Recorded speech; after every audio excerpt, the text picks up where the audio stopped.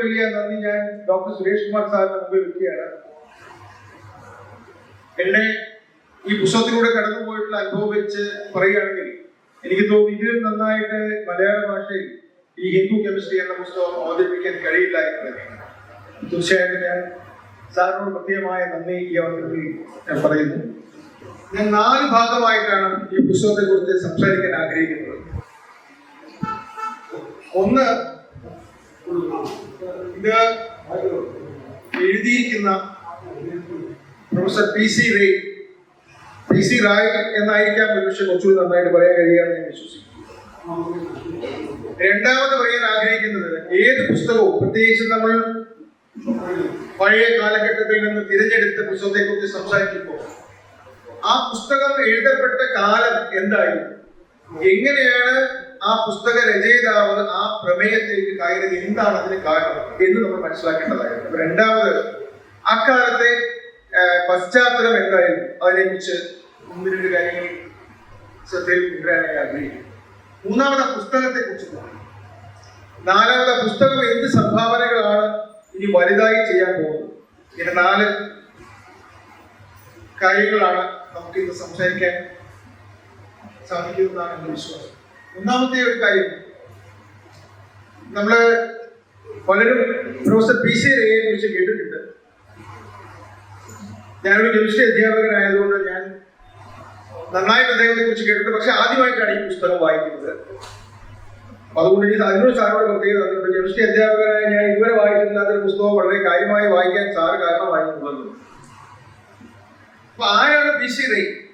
നമ്മൾ ഒറ്റ വാക്കിൽ പറയും, ഭാരതത്തിലെ കെമിസ്ട്രിയുടെ പിതാവ് എന്ന്. എവിടെയും അതാണ് രേഖപ്പെടുത്തിയിരിക്കുന്നത്. പക്ഷെ അതിലൊക്കെ ഉപരിയായിട്ട് ഒരുപാട് കാര്യങ്ങൾ ഈ പുസ്തകം വായിച്ച് മനസ്സിലാക്കാനായി ശ്രമിക്കുമ്പോൾ നമ്മൾ ഉൾക്കൊള്ളേണ്ടതായിട്ടുണ്ട്. അതിപ്രഗത്ഭനായ ഒരു അധ്യാപകൻ, അതിപ്രഗത്ഭനായ ഒരു ശാസ്ത്രജ്ഞനായിരുന്നു പി സി റേ. അദ്ദേഹം കൽക്കട്ട പ്രസിഡൻസി കോളേജില്, കൽക്കട്ട യൂണിവേഴ്സിറ്റി പിന്നെ പ്രസിഡൻസി കോളേജിലാണ് അദ്ദേഹത്തിന്റെ വിദ്യാഭ്യാസം. ആദ്യം പ്രാഥമിക വിദ്യാഭ്യാസം, അദ്ദേഹത്തിന്റെ ഡിഗ്രി അങ്ങനെയുള്ള കാര്യങ്ങളല്ല. പിന്നീട് അദ്ദേഹം വിദേശത്തേക്ക് പോവുകയാണ് ചെയ്തത്. അദ്ദേഹത്തിന്റെ തുടർന്നുള്ള ഗവേഷണം, കെമിസ്ട്രി രസതന്ത്രത്തിലുള്ള അദ്ദേഹത്തിന്റെ ഗവേഷണം യൂണിവേഴ്സിറ്റി ഓഫ് എഡിൻബർഗിലാണ് അദ്ദേഹം നിർവഹിച്ചത്. ഒരുപക്ഷെ ഇന്നും നമുക്ക് പലർക്കും അത്ഭുതത്തോടുകൂടി മാത്രം കാണാൻ കഴിയുന്ന ഒരു സ്ഥാനം, fellow of academic chemical society. അന്ന് അദ്ദേഹം അതിൽ മെമ്പറായിരുന്നു. നമ്മൾ ഈ സംസാരിക്കുന്ന കാലഘട്ടം എന്ന് പറയുന്നത് 1890 കാലഘട്ടമാണ്. ഒന്ന് ആലോചിക്കൂ, നമ്മള് ഭാരതം, നമുക്ക് ഏവർക്കും അഭിമാനത്തോടുകൂടി പറയും, നമ്മള് വൈദ്യശാസ്ത്രത്തിലും അതുപോലെ ഗണിതശാസ്ത്രത്തിലും ഒരുപക്ഷെ ഭൗതിക ശാസ്ത്രത്തിലും ഒക്കെ നമുക്ക് ഒരുപാട് അവകാശങ്ങളുണ്ട്, നമുക്ക് അഭിമാനമുണ്ട്. നമ്മുടെ മുമ്പിൽ ഇന്നും വലിയ ഓർമ്മകളുണ്ട്.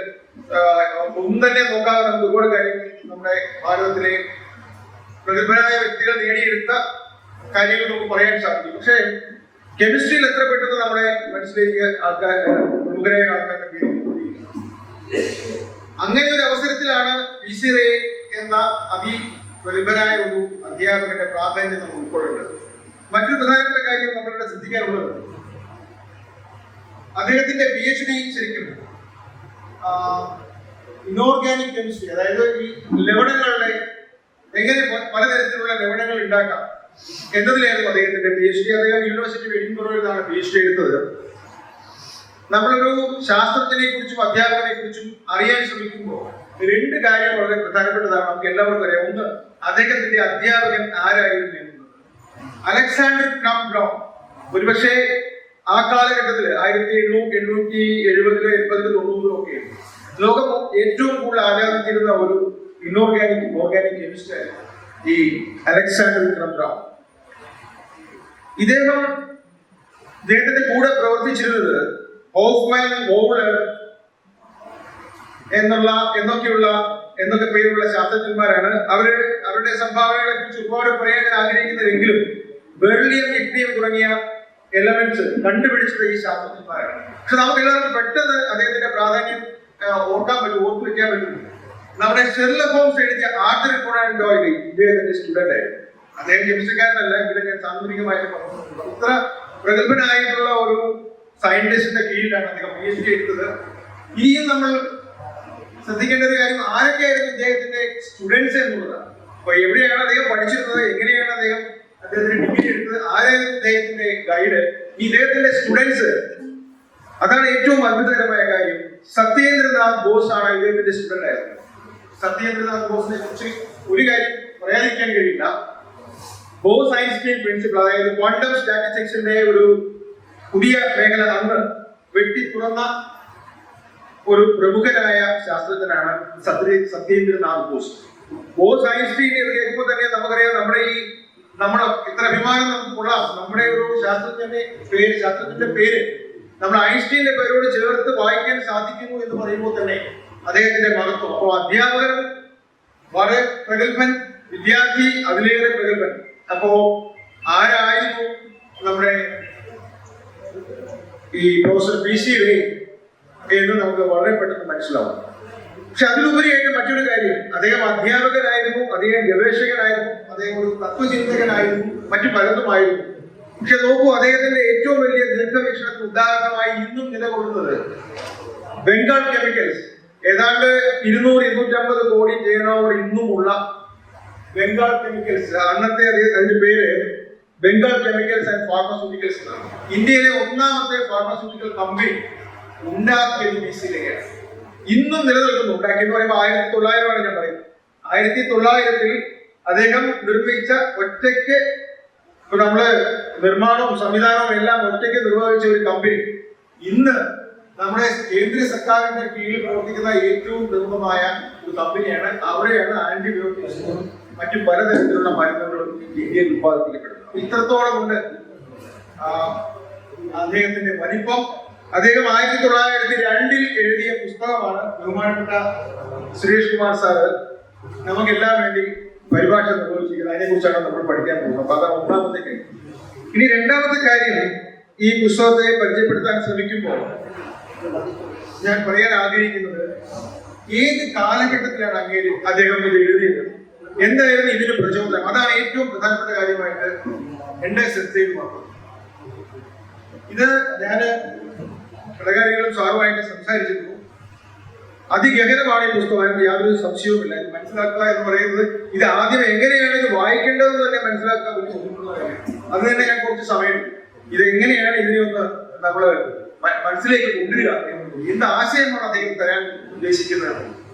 അപ്പൊ ഞാൻ ആ കാലഘട്ടത്തിലേക്ക് ഒന്ന് പോവുകയാണ്. ഞാൻ കൃത്യം അരമണിക്കൂറിനും അപ്പുറം പോകില്ല. ഈ കാലഘട്ടം എന്ന് ഉദ്ദേശിക്കുന്ന 1880 മുതൽ 1930 വരെയുള്ള കാലഘട്ടം, 20-25 വരെയുള്ള കാലഘട്ടമാണ്. 30 കൂടി ഒരു 50 കൊല്ലത്തെ കാലഘട്ടം.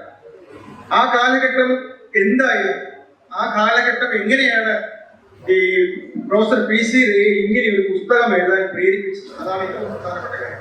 ഒറ്റ വാക്കിൽ പറഞ്ഞാൽ, ഈ 1880 മുതൽ 1930 വരെയുള്ള കാലഘട്ടത്തിൽ ആണ് പ്രധാനമായും ലോകത്ത് മുഴുവൻ ശാസ്ത്രം ഒരു പ്രത്യേക രീതിയിൽ, നമ്മൾ പറയുന്ന ഒരു പാരഡൈം ഷിഫ്റ്റിലേക്ക് പോയത്.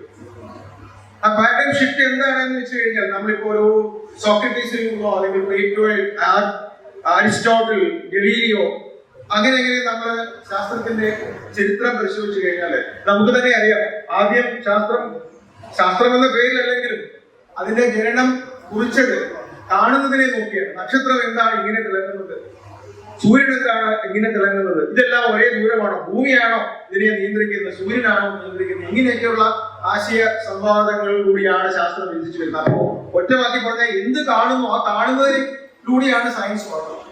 അങ്ങനെ പോയ സയൻസ് ഒരു പരിധി വരെ ഏകദേശം പറയുകയാണെങ്കിൽ ഈ 1900 അടുത്താണ് വലിയൊരു പാരഡൈം ഷിഫ്റ്റ് ഉണ്ടായത്. കാരണം അതുവരെ വലിയ ഉപകരണങ്ങളൊന്നും നമുക്ക് ഉണ്ടായിരുന്നില്ല. ഉപകരണങ്ങളൊന്നുമില്ലാതെ ഇച്ഛാശക്തി കൊണ്ടും പരിചയം കൊണ്ടും വളരെ ക്രിയാത്മകമായിട്ടുള്ള ചിന്തകളിലൂടെയൊക്കെയാണ് ശാസ്ത്രജ്ഞന്മാരെ പല കണ്ടുപിടുത്തവും നടത്തിയത്. തോമസ് അൽവാ എഡിസൺ 1000 പേറ്റന്റോടുകൂടി ഈ ശാസ്ത്ര ലോകത്തേക്ക് വരികയാണ് ചെയ്തത്. 1000 പേറ്റന്റ്, ഒരു പേറ്റന്റ് പോലും ഇല്ലാത്ത ശാസ്ത്രജ്ഞന്മാരെ ഇത് നമ്മുടെ ഇടയിൽ വിചാരിക്കുകയാണ്. 1000 പേറ്റന്റ് ആണ് തോമസ് അൽവാ എഡിസൺ ഉണ്ടായിരുന്നത്. അപ്പൊ അത് നമ്മുടെ ശാസ്ത്രത്തിന്റെ വികസനത്തിൽ, ശാസ്ത്രത്തിന് ബൗണ്ടറി ഇല്ല, കേരളമോ ഇന്ത്യയെന്നോ ഒന്നുമില്ല, ലോകം മുഴുവനാണ് പറഞ്ഞു കിടക്കുന്നത്. ശാസ്ത്രത്തിന്റെ കുതിച്ചുചാട്ടം, പാരഡൈം ഷിഫ്റ്റിലേക്ക് കൊണ്ടുവന്നത് തോമസ് അൽവാ എഡിസന്റെ ഒരു പ്രവേശനമാണ്. കാരണം ഉപകരണങ്ങൾ നമുക്ക്, ആ ഉപകരണങ്ങൾ കൊണ്ടാണ് നമ്മൾ പിന്നീടുള്ള പല കാര്യങ്ങളും കണ്ടുപിടിച്ചത്. പെട്ടെന്ന് വികസനം പെട്ടെന്നായി. ആ കാലഘട്ടമാണ് ഇത്. ഇനി മറ്റൊരു പ്രത്യേകത ഈ കാലഘട്ടത്തിലുണ്ട്. നാളെ അന്ന് വരെ നഗ്നനേത്രങ്ങളെ കൊണ്ട് കാണാൻ കഴിയുന്ന കാര്യത്തെ കുറിച്ചാണ് ഗവേഷണം നടത്തിയിരുന്നതെങ്കിൽ ഉപകരണങ്ങൾ വന്നതോടുകൂടി അതുപയോഗിച്ചുള്ള ഗവേഷണമായി പിന്നെ ഒരു പടി കൂടി കടന്നുകൊണ്ട് കാണാത്തതും പ്രവചിക്കാൻ പറ്റാത്തതും ഒരു തരത്തിലും ഉറപ്പില്ലാത്തതുമായ കാര്യത്തെ കുറിച്ചും പഠിക്കാൻ നമ്മൾ ആരംഭിച്ചു. അതാണ് ഇന്നത്തെ ശാസ്ത്രത്തിന്റെ ഏറ്റവും വലിയ പ്രത്യേകത. ഐൻസ്റ്റീൻ ആണ് ഏറ്റവും നല്ല ഉദാഹരണമായിട്ട് നമുക്ക് ഇന്നും കാണാൻ. ക്വാണ്ടം മെക്കാനിക്സ് അതിന്റെ പൂർണ്ണ രൂപത്തിൽ നമ്മളിലേക്ക് വന്നു. മാക്സ്വെൽ നമ്മുടെ മുമ്പിലേക്ക് കൊണ്ടുവച്ചത് ഇലക്ട്രോമാഗ്നറ്റിക് സ്പെക്ട്രമാണ്. മാക്സ് പ്ലാങ്ക് വന്നു. ഇങ്ങനെ പ്രവചിക്കാൻ കഴിയാത്ത ശാസ്ത്രശാഖകളിലൂടെ നമ്മൾ കടക്കുവാനും ഇതൊന്നുമില്ലാതെ കൃത്യമായി പ്രവചിക്കാൻ കഴിയും എന്ന് ശാസ്ത്രലോകം നമ്മളെ കാണും. ഇതിനിടയിലാണ് ഹെയ്സൻബർഗ് എന്ന് പറയുന്നത്. ഒരുപക്ഷെ അദ്ദേഹം 1920 ശേഷം തന്നെയാണ് അദ്ദേഹത്തിന്റെ പ്രബന്ധങ്ങൾ പ്രസിദ്ധീകരിക്കുന്നു, അദ്ദേഹത്തിന് നൊബേൽ പ്രൈസ് കിട്ടുന്നു. അദ്ദേഹം അവസാനം പറഞ്ഞു, നോക്കൂ, ഇനി ഞാൻ ഒരുപാട് കാര്യങ്ങളൊക്കെ കണ്ടുപിടിച്ചു, എനിക്ക് മനസ്സിലായി. ഞാൻ അദ്ദേഹം ക്വാണ്ടം മെക്കാനിക്സ് അത് പഠിപ്പിക്കുന്ന അധ്യാപക ആയതുകൊണ്ട് നമുക്കറിയാം ഏറ്റവും ഗഹനമായ ഒരു വിഷയമാണ്. അതിന്റെ ഗഹനത എന്താണെന്ന് വെച്ചാൽ കുട്ടികൾക്ക് പറഞ്ഞു കൊടുക്കാൻ കഴിയില്ല എന്നുള്ളതാണ് വ്യക്തമായിട്ട്. അപ്പൊ ആ ക്വാണ്ടം മെക്കാനിക്സിലെ PhD നൊബേൽ പ്രൈസ് കിട്ടിയ വ്യക്തിയാണ് ഹെയ്സൻബർഗ്. ഹെയ്സൻബർഗ് പറഞ്ഞു, നോക്കൂ, ഞാൻ മനസ്സിലാക്കുന്നു പല കാര്യങ്ങളിലും ഭാരതത്തിന്റെ പണ്ട് രേഖപ്പെടുത്തിയിരിക്കുന്ന കാര്യങ്ങൾ അർത്ഥവത്താണ്, അതിൽ കാര്യമുണ്ട്. ഈ കണ്ടുപിടുത്തങ്ങളെല്ലാം ഒരു തരത്തിലല്ലെങ്കിൽ മറ്റൊരു തരത്തിൽ കപില മഹർഷിയുടെയും കണാദന്റെയും ഒക്കെ രേഖപ്പെടുത്തലുകൾ ബന്ധിപ്പിക്കാൻ കഴിയുന്നത്. അദ്ദേഹം അല്ലത് ആദ്യം പറഞ്ഞത്, മറ്റു പലരും അഭിപ്രായമുണ്ടായിരുന്നു. അതുകൊണ്ടാണ് ഞാൻ പറഞ്ഞത് 1780 മുതൽ 1930 വരെയുള്ള കാലഘട്ടങ്ങളിൽ ഇന്ത്യൻ കൃത്യമായി പറഞ്ഞാൽ പുരാതന ഭാരതം മുന്നോട്ട് വെച്ചിരുന്ന പല ദർശനങ്ങളിലും ശാസ്ത്രത്തിന്റെ സത്യമുണ്ടെന്ന് ലോകം മനസ്സിലാക്കി. ആ കാലഘട്ടത്തിലാണ് PC റേ പുസ്തകം എഴുതാൻ തുടങ്ങിയത്. മറ്റൊരു പ്രാധാന്യമുള്ള കാര്യം, സാർ അത് സംസാരിച്ച സമയത്ത് സൂചിപ്പിച്ചിരുന്നു, ഈ പുസ്തകം എഴുതാനായിട്ട് ബഹുമാനപ്പെട്ട PC റേ അവർക്ക് ഒരു പ്രചോദനം നൽകിയത് ബെർത്തലോട്ട് എന്ന സയന്റിസ്റ്റ് ആണ്. അത് എനിക്ക് തോന്നുന്നു സാർ അതിന് കൃത്യമായി പറഞ്ഞിട്ടുണ്ട്. ഈ ബെർത്തലോട്ട് ഏറ്റവും പ്രഗത്ഭനായ ഒരു ഓർഗാനിക് കെമിസ്റ്റ് ആയിരുന്നു. അതിലുപരി ബെർത്തലോട്ട് ഒരു നല്ല ഭരണതന്ത്രജ്ഞനുമായിരുന്നു. അപ്പൊ അതുകൊണ്ട് തന്നെ ഫ്രഞ്ച് ഗവൺമെന്റ് അദ്ദേഹത്തെ ഫോറിൻ അഫയേഴ്സ് മിനിസ്റ്ററാക്കി. 1895 കെമിസ്ട്രിയുടെ സയന്റിസ്റ്റ് ആണ്, ഭരണതന്ത്രജ്ഞനാണ്. അദ്ദേഹം ആ പദവിയിൽ ഇരുന്ന് ആദ്യം ചെയ്ത കുറച്ച് കാര്യങ്ങളിൽ ഒന്ന്, നമ്മുടെ ബഹുമാനപ്പെട്ട PC റേ അദ്ദേഹത്തോട് പറഞ്ഞു, നോക്കൂ, നിങ്ങൾ ഗണിതശാസ്ത്രത്തിൽ സംഭാവനകൾ നടത്തിയിട്ടുണ്ട്, ഫിസിക്സിലുണ്ട്, പലതിലുമുണ്ട്, കെമിസ്ട്രിയിൽ എന്താണ് ഭാരതത്തിന് സംഭാവന ചെയ്യാനുള്ള ഒന്ന് കണ്ടുപിടിച്ച് രേഖപ്പെടുത്തു. അപ്പൊ അതാണ് പശ്ചാത്തലം. ഇന്ത്യൻ കോൺട്രിബ്യൂഷൻ പൊതുവെ ലോകം മുഴുവൻ സ്വീകരിച്ചുകൊണ്ടിരുന്ന ഒരു കാലഘട്ടത്തിൽ ഈ ഒരു അവസ്ഥയിലാണ് ബഹുമാനപ്പെട്ട ഈ പ്രൊഫസർ ഇത്തരത്തിലുള്ള രേഖപ്പെടുത്തലുമായി മുന്നോട്ടിറങ്ങി. ഇതേ സമയത്ത് ഒരു കാര്യം കൂടി വളരെ അത്യാവശ്യമായിട്ട് പറയേണ്ടതുണ്ട്. എന്തായാലും ഇന്ത്യയിലെ സ്ഥിതി എന്നുള്ളതാണ്. ഈ സന്ദർഭത്തിലാണ്, ഇതേ കാലഘട്ടത്തിലാണ് JC ബോസ് കഴിഞ്ഞത്. JC ബോസ് PC റേയുടെ ഏറ്റവും അടുത്ത സുഹൃത്തായിരുന്നു. JC ബോസ് നമുക്കറിയാം, ജഗദീഷ് ചന്ദ്ര ബോസ്. അദ്ദേഹത്തിന്റെ സംഭാവനകൾ ധാരാളമായി എവിടെയും രേഖപ്പെടുത്തിയിട്ടുള്ളത്. JC ബോസിന്റെ ഉത്തമ സുഹൃത്തായിരുന്നു. അതേ സമയത്താണ് ശ്രീനിവാസ രാമാനുജന്റെ കോൺട്രിബ്യൂഷൻസ് ഇന്ത്യൻ ശാസ്ത്രത്തിലേക്ക് വരുന്നത്. അറിയാം, 32 വയസ്സ് വരെ മാത്രം ജീവിച്ചിരുന്ന ആദ്യം പ്രഗത്ഭനായ ശ്രീനിവാസ രാമാനുജൻ. ഏറെക്കുറെ അതിനോട് ചേർന്ന് അത് കഴിഞ്ഞത് വേണമെങ്കിൽ പറയാമെങ്കിലും അതേ കാലത്ത് തന്നെയാണ് CV രാമൻ ഈ ശാസ്ത്ര മേഖലയിലേക്ക് ഇറങ്ങിയത്. ഇതാണ് അതിന്റെ പശ്ചാത്തലം. ഈ പശ്ചാത്തലത്തിൽ നിന്നുകൊണ്ട് സയൻസ് ഭാരതത്തിൽ വളരെ ഉയർന്ന സ്ഥലത്തേക്ക്, വളരെ ഉയർന്ന തലത്തിലേക്ക് പോകുന്നു. പണ്ട് ഭാരതം നൽകിയ സംഭാവനകൾ ലോകം തിരിച്ചറിയുന്നു. കെമിസ്ട്രി എവിടെയും രേഖപ്പെടുത്തേണ്ടതായിട്ടുണ്ടോ എന്ന ചിന്തയിലൂടെയാണ് പ്രൊഫസർ PC റേ ഈ പുസ്തകം എഴുതുന്നത്. അപ്പൊ രണ്ടാമത്തെ കാര്യവും ഞാൻ പറഞ്ഞു. ഇനി ഞാൻ പുസ്തകത്തിലേക്ക് കിടക്കുകയാണ്. പുസ്തകം ഈ കാര്യത്തെ എങ്ങനെയാണ് അഡ്രസ് ചെയ്തത് എന്നൊന്ന് പരിശോധിക്കാം. ഈ പുസ്തകം ഒരു ചരിത്ര പുസ്തകമാണോ? ഇവിടെ ബഹുമാനപ്പെട്ട ആരാണ് പറഞ്ഞത്? ഞാൻ പറഞ്ഞു, എനിക്ക് തോന്നുന്നു സാറാണ് പറഞ്ഞത്, ബഹുമാനപ്പെട്ട വൈസ് ചാൻസലറാണ് പറഞ്ഞത്. സാർ ഒരു ചരിത്ര അധ്യാപകനാണ്. സാറ് കെമിസ്ട്രിയിലേക്ക് മാറി ഏതായിട്ട് തോന്നുന്നു എന്ന് ആംഗ്ലേഷൻ സാറോട് സൂചിപ്പിച്ചു. ഈ പുസ്തകം ചരിത്ര ഗ്രന്ഥമാണോ ശാസ്ത്ര ഗ്രന്ഥമാണോ? ഇത് വാസ്തവത്തിൽ ഫിലോസഫി ഓഫ് സയൻസ്, ആ അതിന്റെ ഫിലോസഫി ആദ്യ ഭാഗത്തും സയൻസ് രണ്ടാമത്തെ ഭാഗത്തും പറഞ്ഞിരിക്കുന്നു എന്നുള്ളത് മാത്രമേ ഉള്ളൂ. നമ്മൾ ആ ഒരു ധാരണയുടെ കൂടി ഈ പുസ്തകം വായിച്ചില്ലെങ്കിൽ ഒരുപക്ഷെ 2, 3, 4 തവണ വീണ്ടും വീണ്ടും ഈ പുസ്തകം വായിക്കേണ്ടി വരും. അപ്പൊ ഈ പുസ്തകത്തിൽ പറയുന്നത് തീർച്ചയായിട്ടും മറ്റുള്ള ശാസ്ത്ര ശാഖയിൽ എന്നതുപോലെ കെമിസ്ട്രിയിലും രസതന്ത്രത്തിലും ധാരാളം സംഭാവനകൾ നമ്മൾ നൽകിയിട്ടുണ്ട്. അത് രേഖപ്പെടുത്തലുകളുമുണ്ട്, തെളിവുകളുമുണ്ട്. എന്തുകൊണ്ട് ശാസ്ത്ര മേഖലയിൽ ലോകത്തിനോടൊപ്പം ആ സമയത്ത് അതിനുശേഷവും നമുക്ക് നീങ്ങാൻ കഴിയുന്നില്ല? ഞാൻ ആദ്യം പറഞ്ഞത് വളരെ പ്രത്യക്ഷത്തിൽ പ്രൊഫസർ പീശ്വരി പറയുന്ന കാര്യങ്ങളാണ്. ഭാരതത്തിന്റെ പുരാണ സംഭാവനകൾ, പുരാണ കാലത്തെ ചരിത്ര രേഖകൾ പരിശോധിച്ചാൽ എല്ലാ മേഖലകളിലും ഉള്ളതുപോലെ കെമിസ്ട്രിയിലും രസതന്ത്രത്തിലും സംഭാവനകളുണ്ട്, യാതൊരു സംശയവുമില്ല. രേഖകൾ മുന്നിൽ വെച്ചുകൊണ്ട് അദ്ദേഹം സമർത്ഥിക്കുന്നുണ്ട്. പക്ഷെ പറയാതെ പറയുന്ന കാര്യം, ആ മേൽക്കൈ എന്തുകൊണ്ട് പിന്നീട് ഉണ്ടായില്ല, പിന്നീട് അത് തുടർന്നില്ല? അന്ന് മുതൽ അല്ലെങ്കിൽ അന്ന് മുതൽ ഇന്ന് വരെ വേണമെങ്കിൽ പറയാം, നമ്മുടെ രാജ്യത്തെ തുടർന്നുകൊണ്ട് പോകുന്ന മതപരമായ, ജാതിപരമായ അല്ലെങ്കിൽ സാമൂഹ്യപരമായ പല തരത്തിലുള്ള വേർതിരിവുകൾ നമ്മളെല്ലാത്തിനെയും ആ വേർതിരിവുകളിലൂടെ കാണുന്നു എന്നുള്ളതാണ്. അതൊരു സത്യമായിട്ട് കൃത്യമായിട്ട് ബഹുമാനപ്പെട്ട പ്രൊഫസർ ഈ പുസ്തകത്തിൽ വരച്ചു കാട്ടുകയാണ്. ഒന്ന് ആലോചിച്ചാൽ നമുക്ക് മനസ്സിലാവും. നമ്മൾ ഭാരതത്തിന്റെ സംസ്കാരം നോക്കിക്കോളൂ, ചരിത്രം നോക്കിക്കോളൂ, ശാസ്ത്രം നോക്കിക്കോളൂ, ഇതെല്ലാം മതവും ജാതിയും സാമൂഹ്യ വ്യവസ്ഥയുമായി ഇണചേർന്നാണ് കിടക്കുന്നത്. വേർതിരിക്കാൻ കഴിയുന്നത് അതധികം വരച്ചു കാണിക്കുകയാണ്. അപ്പൊ പറയാതെ പറയുന്നത് ഈ കാര്യം കൊണ്ടാണ് ഭാരതത്തിന് കിട്ടിയേക്കാവുന്ന വലിയ വലിയ നേട്ടങ്ങൾ കിട്ടാതെ പോയത് കൂടിയാണ്. ഈ രണ്ട് കാര്യങ്ങളാണ് ഈ ഗ്രന്ഥത്തിലൂടെ അദ്ദേഹം പറയാൻ ശ്രമിക്കുന്നത്.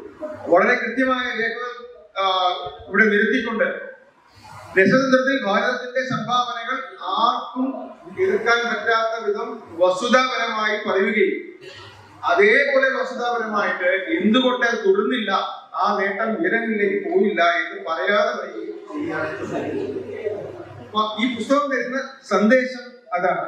ഇനി പുസ്തകത്തിലേക്ക് അതിന്റെ കൃത്യമായ അധ്യായങ്ങളിലേക്ക് നമ്മൾ പ്രവേശിക്കുമ്പോൾ എനിക്കും ആദ്യം കുറച്ച് ആശയക്കുഴപ്പം ആദ്യം വാങ്ങി വന്നു. ഞാൻ രണ്ടാമത് വായിച്ചപ്പോഴാണ് എനിക്ക് ഏതാണ്ട് ഇതിനെ കുറിച്ചൊരു ധാരണ ഉണ്ടായത്. 2-3 തവണ വായിക്കേണ്ടി ഒരു നല്ല ധാരണ ഉണ്ടാവാൻ, ശരിയായ ധാരണ ഉണ്ടായി ഇതെല്ലാം വായിച്ചു കഴിഞ്ഞാൽ സാറിനോട് കൂടി സംസാരിക്കേണ്ടി വരും. ഈ പുസ്തകത്തില് നമ്മൾ ഇന്ന് കാണുന്ന പുസ്തകത്തിന്റെ ഒരു രീതിയല്ല, ഒരു ശൈലിയല്ല. പുസ്തകത്തിന്റെ മുഖവരിയുണ്ട്. മുഖവരി 1-ാം ഭാഗമാണ്, 2-ാം ഭാഗമാണ് ശരിയായ പുസ്തകം. മുഖവരിക്ക് ഒരു പ്രത്യേകതയുണ്ട്. മുഖവരി 2-ാം ഭാഗത്ത് പറഞ്ഞിട്ടുള്ള 4 അധ്യായങ്ങളെ കുറിച്ച് കൃത്യമായ മുഖവരിയുണ്ട്. 2-ാം ഭാഗത്തെ 4 അധ്യായങ്ങളും കൂടിയാണ് പ്രൊഫസർ നമ്മളോട് പറയാനുള്ള കാര്യങ്ങൾ പറഞ്ഞിരിക്കുന്നത്. ആ 4 അധ്യായങ്ങൾക്കും ആമുഖത്തിൽ കൃത്യമായി പറയുന്നു. പക്ഷെ അതുകൂടാതെ 2 അധ്യായങ്ങൾ കൂടെ അദ്ദേഹം ഈ മുഖവരിയിൽ ചേർത്തിട്ടുണ്ട്. അങ്ങനെ ആകെ 6 അധ്യായങ്ങളുള്ള ഒരു മുഖവരി. അതുപോലെ 4ആയി വേർതിരിച്ചുകൊണ്ട് പ്രധാന ആശയങ്ങൾ പറയുക. ഈ രീതിയാണ് പ്രൊഫസർ ഈ ഗ്രന്ഥരചനയിൽ സ്വീകരിച്ചിരിക്കുന്നത്. അതിന്റെ ആദ്യ ഭാഗം, അതുകൊണ്ടാണ് ഞാൻ പറഞ്ഞത്, ഏറെക്കുറെ ഒരു ഫിലോസഫി ദാർശനിക തലത്തിൽ നിന്നുകൊണ്ട് ഓരോ കാര്യത്തെയും വിശകലനം ചെയ്യുകയാണ് ചെയ്തിരിക്കുന്നത്. 2-ാമത്തെ ഭാഗത്ത് കൃത്യമായ ശാസ്ത്രം. 2-ാമത്തെ ഭാഗം, പ്രധാനപ്പെട്ട ഭാഗം, ഈ ഗ്രന്ഥത്തിന്റെ സുപ്രധാനപ്പെട്ട ഭാഗം ശാസ്ത്രം അതേപടി ഒരു മാറ്റവും ഇല്ലാതെ, ഒരു ചേർക്കലുകളോ ഒഴിവാക്കലുകളോ ഇല്ലാതെ പറഞ്ഞിരിക്കുകയാണ്. അപ്പോ ഞാനിനി ആ അധ്യായങ്ങളിലേക്ക് ഒന്ന് ഓടിച്ചു കിടക്കുകയാണ്. 4 അധ്യായങ്ങളിലായിട്ടാണ് ഈ ഗ്രന്ഥം ശരിക്കും നമ്മളോട് സംസാരിക്കുന്നത്. അതിൽ ഏറ്റവും പ്രധാനപ്പെട്ട അധ്യായം രസതന്ത്ര വൈദ്യ കാലം, അതായത് കാലഘട്ടമായി തിരിച്ചുകൊണ്ടാണ് ഇന്ത്യയുടെ പുരാതന ഭാരതത്തിന്റെ സംഭാവന, രസതന്ത്രത്തിലുള്ള സംഭാവനയെ കുറിച്ച് ഈ പുസ്തകത്തിൽ പറയുന്നത്. 4 ഘട്ടങ്ങളായി തിരിച്ചുകൊണ്ടാണ്. അതിൽ 1-ാമത്തെ ഘട്ടം ആയുർവേദ കാലഘട്ടമായിട്ടാണ് പറഞ്ഞിരിക്കുന്നത്. 2-ാമത്തെ ഘട്ടം പരിവർത്തന കാലം എന്ന രീതിയിലാണ് പറഞ്ഞിരിക്കുന്നത്. 3-ാമത്തെ താന്ത്രിക കാലഘട്ടം അങ്ങനെയാണ് പറഞ്ഞിരിക്കുന്നത്. 4-ാമത്തെ കാലഘട്ടം രസതന്ത്ര വൈദിക കാലഘട്ടം. ഈ 4 വേർതിരിവുകളിലൂടെ പുരാണ ഭാരതം രസതന്ത്രത്തിൽ നൽകിയിട്ടുള്ള സംഭാവനകളെ കൃത്യമായി വരച്ചു കാട്ടുന്നത്. അതിൽ ഒന്നാമത്തെ ഭാഗത്തെ കുറിച്ച് നമ്മൾ പോവുകയാണെങ്കിൽ ആയുർവേദത്തിന്റെ കാലം. പ്രധാനമായിട്ടും ഈ പുസ്തകത്തിൽ നമുക്കിവിടെ കാണാം ചരക മഹർഷി, സുശ്രുത മഹർഷി, ചരക സംഹിതയും സുശ്രുത സംഹിതയും ഉണ്ട്. ഈ കാര്യങ്ങളെയാണ് പ്രധാനമായിട്ടും അതിലെങ്ങനെയാണ് രസതന്ത്ര. കാരണം ഞാൻ നേരത്തെ പറഞ്ഞു, നമ്മുടെ സംഭാവനകളൊക്കെ, ശാസ്ത്ര സംഭാവനകളെയൊക്കെ പലപ്പോഴും വൈദ്യശാസ്ത്രവുമായിട്ടും അതുപോലെ തന്നെ നമ്മുടെ സമ്പ്രദായങ്ങളായിട്ടും സാമൂഹിക വ്യവസ്ഥയുമായിട്ടൊക്കെ ചേർത്തുകൊണ്ടാണ് അവതരിപ്പിക്കുന്നത്. അതുകൊണ്ട് തന്നെ ആയുർവേദ കാലഘട്ടം എന്ന് പറഞ്ഞ ഗ്രന്ഥകാരൻ ഇവിടെ പറയുന്നത് എങ്ങനെയാണ് നമ്മുടെ ചരക മഹർഷിയും സുശ്രുത മഹർഷിയും അത് അവരുടെ കൺക്ലൂഷനിലേക്ക് എത്തിയത്, എങ്ങനെയാണ് അവർ ആ സംഹിതകൾ രചിച്ചത് എന്നുള്ളതാണ്. അതിന് ഏറ്റവും പ്രധാനമായിട്ട് അവരെ ആശ്രയിച്ചിരിക്കുന്നത് നമ്മുടെ പ്രൊഫസർ നമ്മളെ ചൂണ്ടിക്കാണിച്ചു തരുന്നത് കണാദൻ മഹർഷിയുടെയും കപില മഹർഷിയുടെയും. നമുക്കറിയാം കണാദ മഹർഷി കണികകളെ കുറിച്ചാണ് പറഞ്ഞിരിക്കുന്നത്, പദാർത്ഥങ്ങളെ കുറിച്ചാണ് പറഞ്ഞിരിക്കുന്നത്. ആ പദാർത്ഥങ്ങളുടെ സ്വഭാവം, അതിന്റെ ഏതൊക്കെ തരങ്ങളിലുണ്ട്, എങ്ങനെ സംയോജിപ്പിക്കാം, എങ്ങനെ വിഘടിപ്പിക്കാം. നമ്മളൊരു പക്ഷെ ഇന്നും കാര്യമായി പരിശോധിക്കാത്ത പദാർത്ഥങ്ങളുടെ രുചി, പദാർത്ഥങ്ങളുടെ സ്വാദ്, ജലത്തിന് പോലും സ്വാദുണ്ട് എന്ന് പറയുന്ന ആഴത്തിലുള്ള മനസ്സിലാക്കൽ. അപ്പൊ ഈ രേഖപ്പെടുത്തലുകൾ അത് പണ്ടേ ഉള്ള രേഖപ്പെടുത്തലുകളാണ്. ആ രേഖപ്പെടുത്തലുകളെയും അതുപോലെ തന്നെ കപില മഹർഷിയുടെ സാഖ്യ ദർശനം, ഈ കാര്യങ്ങളെല്ലാം ഉൾപ്പെടുത്തിക്കൊണ്ടുള്ള, ഈ കാര്യങ്ങളെല്ലാം ഉൾക്കൊള്ളുന്ന ആ ദാർശനിക തലം, അതിൽ നിന്നുകൊണ്ടാണ് ഈ രണ്ട് മഹർഷിമാരും ഈ ആയുർവേദ കാലഘട്ടം എന്ന് വിശേഷിപ്പിക്കപ്പെടുന്ന ആ കാലഘട്ടത്തിൽ രസതന്ത്രത്തിന്റെ അടിസ്ഥാനപ്പെടുത്തിയിട്ടുള്ള സംഭാവനകൾ നൽകിയത്. ഈ വൈദ്യശാസ്ത്രം എന്ന് പറഞ്ഞാൽ എങ്ങനെ ഈ രസക്കൂട്ടുകൾ, എങ്ങനെ ഈ ലവണങ്ങൾ അല്ലെങ്കിൽ എങ്ങനെ ഈ രസങ്ങൾ നമുക്ക് ചികിത്സാ രീതിയിലേക്ക് കൊണ്ടുവരാം എന്ന് തന്നെയാണ് പറഞ്ഞു വെക്കുന്നത്. അതുപോലെ തന്നെ ഇതിനുശേഷം പതഞ്ജലി മഹർഷി, അതുപോലെ നാഗാർജുനൻ, അതുപോലെ വാഗ്ഭടൻ എന്നിവര് എങ്ങനെ ഈ ചരക സംഹിതയും സുശ്രുത സംഹിതയും കൊണ്ടുപോയി എങ്ങനെ കുറച്ചുകൂടി അതിലെ കാര്യങ്ങൾ ജനങ്ങളിലേക്ക് എത്തിച്ചു എന്നും അദ്ദേഹം പറയുന്നുണ്ട്. അടുത്ത കാലഘട്ടമായിട്ട് ഈ ഗ്രന്ഥത്തിൽ സൂചിപ്പിച്ചിരിക്കുന്ന ഒരു പരിവർത്തന കാലഘട്ടമാണ്. പരിവർത്തന കാലഘട്ടം വളരെ ചെറിയ രീതിയിലാണ് അതിന്റെ കാര്യങ്ങൾ പറഞ്ഞിട്ടുള്ളത്. ഒരുപക്ഷെ ആമുഖം വളരെ കൃത്യമായി പറഞ്ഞിട്ടുണ്ട് എങ്കിലും അതിന്റെ രേഖപ്പെടുത്തലുകൾ വളരെ ചെറുതാണ്. അവിടെ അദ്ദേഹം പറയാൻ ആഗ്രഹിക്കുന്നത് പരിവർത്തനം എന്ന പേര് തന്നെ ഉദ്ദേശിക്കുന്ന, എനിക്ക് തോന്നുന്നുണ്ട് ഈ ആയുർവേദ കാലഘട്ടത്തില് നമ്മുടെ ചികിത്സാ രീതികൾ പ്രത്യേകമായ ഒരു മോളിക്കൂളിനെ കുറിച്ച് പരാമർശിക്കുന്നില്ല. എനിക്ക് തോന്നുന്നു ആയുർവേദം മുഴുവൻ അങ്ങനെ തന്നെയാണ്. നമ്മുടെ ശരീരം മുഴുവനാണ് ആയുർവേദത്തിൽ ചികിത്സിക്കപ്പെടുന്നത്. നമ്മൾ കുടിക്കുന്ന കഷായം അല്ലെങ്കിൽ അരിഷ്ടം അങ്ങനെയുള്ള സാധനങ്ങൾ ഏതാണ് പ്രത്യേക കെമിക്കൽ എന്ന് നമുക്ക് അറിഞ്ഞു. അതേസമയം ഇംഗ്ലീഷ് മെഡിസിൻ ആണെങ്കിൽ എന്താണ് കെമിക്കൽ എന്ന് നമുക്കറിയാം. കുറെ അൺഡിഫൈൻഡ് ആയിട്ടുള്ള എന്നാൽ അങ്ങേയറ്റം പ്രയോജനം ചെയ്യുന്ന രീതിയിലുള്ള ചികിത്സയാണ് ഒരുപക്ഷെ ചരക മഹർഷിയും ഒക്കെ വിഭാവനം ചെയ്യുന്നത്. ഈ പരിവർത്തന കാലഘട്ടം സൂചിപ്പിക്കുന്നത് എന്താണ് യഥാർത്ഥത്തിലുള്ള മോളിക്യൂൾ, അതിലേക്ക് ഏതാണ്ട് അടുക്കുന്ന ഒരു രീതി. ഇപ്പൊ പരിവർത്തന കാലഘട്ടത്തില് ഈ ഗ്രന്ഥത്തിൽ സൂചിപ്പിച്ചിരിക്കുന്ന സൾഫൈഡുകളുടെ വേർതിരിക്കലുകൾ, സൾഫൈഡിലേക്ക് എങ്ങനെ പോകും, സൾഫൈഡിന് എങ്ങനെ നമുക്കൊരു ചികിത്സാ രീതിയിൽ പ്രാധാന്യം നൽകാം. അപ്പൊ ആ ഒരു ഉയർച്ച ഒരുപക്ഷെ കൃത്യമായ രീതിയിൽ ഒരു റിഫൈൻഡ് അപ്രോച്ച്, അതാണ് പരിവർത്തന കാലഘട്ടം എന്നതുകൊണ്ട് ഈ ഗ്രന്ഥത്തിൽ ഉദ്ദേശിക്കുന്നത്. പിന്നീട് രേഖപ്പെടുത്തിയിരിക്കുന്നത് താന്ത്രിക കാലഘട്ടം എന്നുള്ളതാണ്. ഇവിടെയും രസതന്ത്രത്തിന്റെ സംഭാവനകളാണ് പറയുന്നത്. പക്ഷെ അത് താന്ത്രികതയിൽ ഇന്നുകൊണ്ട് നേരത്തെ നമ്മൾ പറഞ്ഞതുപോലെ ജാതി മത വ്യവസ്ഥിതികൾ, സമ്പ്രദായങ്ങൾ, ഇതിനകത്തുകൂടെയാണ് ശാസ്ത്രം കെമിസ്ട്രി പഠിക്കുന്നത് എന്ന് തന്നെയാണ്. താന്ത്രികത നിലനിന്നിരുന്നു. താന്ത്രികതയിൽ ചില ഉപകരണങ്ങൾ ഉണ്ടായിരുന്നു, അതുപോലെ ചില സമ്പ്രദായങ്ങൾ ഉണ്ടായിരുന്നു, തീ കത്തിച്ച് നിറം നോക്കുന്ന സമ്പ്രദായങ്ങൾ ഉണ്ടായിരുന്നു. ഈ കാര്യങ്ങളൊക്കെ വെച്ചുകൊണ്ട് താന്ത്രികമായ കാര്യങ്ങൾ കണ്ടിരുന്നു. പക്ഷെ അതിനുള്ളിലൂടെ നമുക്ക് രസതന്ത്രത്തിന്റെ വികസനം കാണാൻ സാധിക്കും എന്നാണ് അദ്ദേഹം നമുക്ക് പറഞ്ഞിരുന്നത്. ഏറ്റവും പ്രധാനപ്പെട്ട ഭാഗം അവസാന ഭാഗമായിട്ട് അദ്ദേഹം പറയുന്നത് രസതന്ത്ര വൈദ്യ കാലഘട്ടമാണ്. ഈ കാലഘട്ടത്തിൽ ഇതിലെ ഓരോ ചാപ്റ്ററും നമ്മൾ എടുത്താലും അദ്ദേഹം വളരെ പ്രാധാന്യമുള്ള പുസ്തകത്തെ പരാമർശിക്കുന്നതായിട്ട് കാണാം. രസതന്ത്ര വൈദ്യ കാലഘട്ടത്തില് പ്രൊഫസർ എടുത്തിരിക്കുന്ന ബുക്ക് ശരിക്കും രസരത്ന സമുച്ചയം എന്ന പുസ്തകമാണ്. വാഗ്ഭടൻ എഴുതിയ രസരത്ന സമുച്ചയം. എനിക്ക് തോന്നുന്നത് ആ ചാപ്റ്റർ മുഴുവൻ, ഈ രസതന്ത്ര വൈദ്യ കാലഘട്ടം മുഴുവൻ എടുത്തു കാണിക്കുന്നത് ഈ പുസ്തകത്തിൽ പറഞ്ഞിരിക്കുന്ന അത്യത്ഭുതകരമായ കാര്യങ്ങളാണ്. അതിനകത്ത് വേർതിരിക്കലുകളുണ്ട്, സ്വഭാവ ക്രമീകരണങ്ങളുണ്ട്, തരംതിരിക്കലുകളുണ്ട്, രത്നങ്ങളെ വേർതിരിച്ച് സ്വഭാവം നിർണ്ണയിക്കുന്നുണ്ട്, ലോഹങ്ങളെ കുറിച്ച് പറയുന്നുണ്ട്, സ്വർണം, വെള്ളി, ചെമ്പ്, ഇരുമ്പ്, തകരം, ഈയം, പിച്ചള, വെള്ളോട്, അങ്ങനെ തുടങ്ങി ഒരു കൃത്യമായി ഓരോ തരത്തില് വേർതിരിച്ചുകൊണ്ട് അന്ന് നിലനിന്നിരുന്ന ഭാരതത്തിലെ രസതന്ത്ര വിദ്യ എന്ന് തന്നെ ഞാൻ പറയും. അതിന്റെ പ്രായോഗികത എങ്ങനെയായിരുന്നു വളരെ കൃത്യമായിട്ട് അദ്ദേഹം ചൂണ്ടിക്കാണിക്കുകയാണ്. അപ്പൊ ഇത്തരത്തിൽ ലോകത്തിന്റെ മുന്നിലേക്ക് ഭാരതത്തിന്റെ രസതന്ത്ര വൈദഗ്ധ്യം വളരെ കൃത്യമായ രീതിയിൽ വരച്ചു കാണിക്കാൻ. ഇതിലെ മറ്റൊരു കാര്യം നമുക്ക് മനസ്സിലാക്കാൻ പറ്റുന്നത്, എല്ലാത്തിനും രേഖകളുണ്ട്. ആ രേഖകളെല്ലാം തന്നെ വിദേശ ജേണലുകളിൽ വന്നിരിക്കുന്നുള്ള പബ്ലിക്കേഷൻസ്, വളരെ പ്രഗത്ഭരായിട്ടുള്ള ആൾക്കാർ, സയന്റിസ്റ്റുകൾ പ്രസിദ്ധീകരിക്കുന്ന പുസ്തകങ്ങൾ, ഇതെല്ലാം കോട്ട് ചെയ്ത് അതിന്റെ എല്ലാ സൂചനയും നമുക്ക് തന്നുകൊണ്ട് ആർക്കും അദ്ദേഹം പറയുന്ന ഏതു കാര്യം, അതായത് എങ്ങനെയാണോ ഒരു സയന്റിസ്റ്റ് ഒരു ലേഖനം എഴുതുന്നത്, അതേപോലെ ഈ പുസ്തകം മുഴുവൻ നമുക്ക് പൂർണ്ണമായും ഈ പുസ്തകത്തിൽ എഴുതിയിരിക്കുന്ന കാര്യങ്ങൾ സ്വീകരിക്കാൻ കഴിയുന്ന രീതിയിലാണ്. അതുകൊണ്ടാണ് ഇതിന് ശാസ്ത്രഗ്രന്ഥമായിട്ട് നമ്മൾ എപ്പോഴും ശാസ്ത്രം എങ്ങനെയാണ് എഴുതപ്പെടുന്നത്. കാരണം അതിനെല്ലാം വ്യക്തത ഉണ്ടാവും, അതിന് എവിടെയും എന്തെങ്കിലും സോഴ്സ് ഉണ്ടാവും. നമ്മളായൊന്നും അധികം സംസാരിക്കില്ല. ആ ഘടന തന്നെ ഈ പുസ്തകത്തിലുണ്ട്. അതുകൊണ്ട് ശാസ്ത്ര പുസ്തകമാണ് തന്നെയാണ്, ചരിത്ര പുസ്തകം തന്നെയാണ്, ദാർശനിക തലത്തിലാണ് ഈ പുസ്തകം എഴുതപ്പെട്ടിരിക്കുന്നത്. അതുകൊണ്ട് തന്നെ ഇത് ഫിലോസഫി ഓഫ് സയൻസ് എന്ന വിഭാഗത്തിന് വലിയൊരു സംഭാവനയാണ്. അപ്പോൾ ഇത്രയുമാണ് ഈ പുസ്തകത്തെ പരിചയപ്പെടുത്തിക്കൊണ്ട് പറയാനുള്ളത്. തീർച്ചയായിട്ടും ഈ ഒരു ധാരണ കൂടി അത് വായിക്കുമ്പോൾ നല്ല ഒരു അനുഭവം വായനക്കാർക്ക് ഉണ്ടാവും എന്നെനിക്ക് പൂർണ്ണ വിശ്വാസമുണ്ട്. ഞാൻ ഒരിക്കൽ കൂടി നമ്മുടെ ബഹുമാനപ്പെട്ട doctor E D Suresh Kumar സാറിനുള്ള നന്ദി അറിയിക്കുകയാണ്. സാറിനെ അഭിനന്ദിക്കുന്നു. സാർ ഇതിനു വേണ്ടി എടുത്തിട്ടുള്ള ഒരു പരിശ്രമം എന്ന് പറയുന്നത് വാക്കുകൾ ഒതുക്കാവുന്നതല്ല. ഇത് വായിക്കുമ്പോൾ അത് മനസ്സിലാവും. കാരണം അത്രയ്ക്ക് ഗഹനമാണ് ഇതിലെ ഓരോ കാര്യങ്ങളും. ഇതിനകത്ത് ശാസ്ത്രവും ചരിത്രവും ദാർശനിക തലവും ഒക്കെ ആയി വളരെ വളരെ അങ്ങോട്ടും ഇങ്ങോട്ടും കൊടുക്കൽ വാങ്ങലുകളുണ്ട്.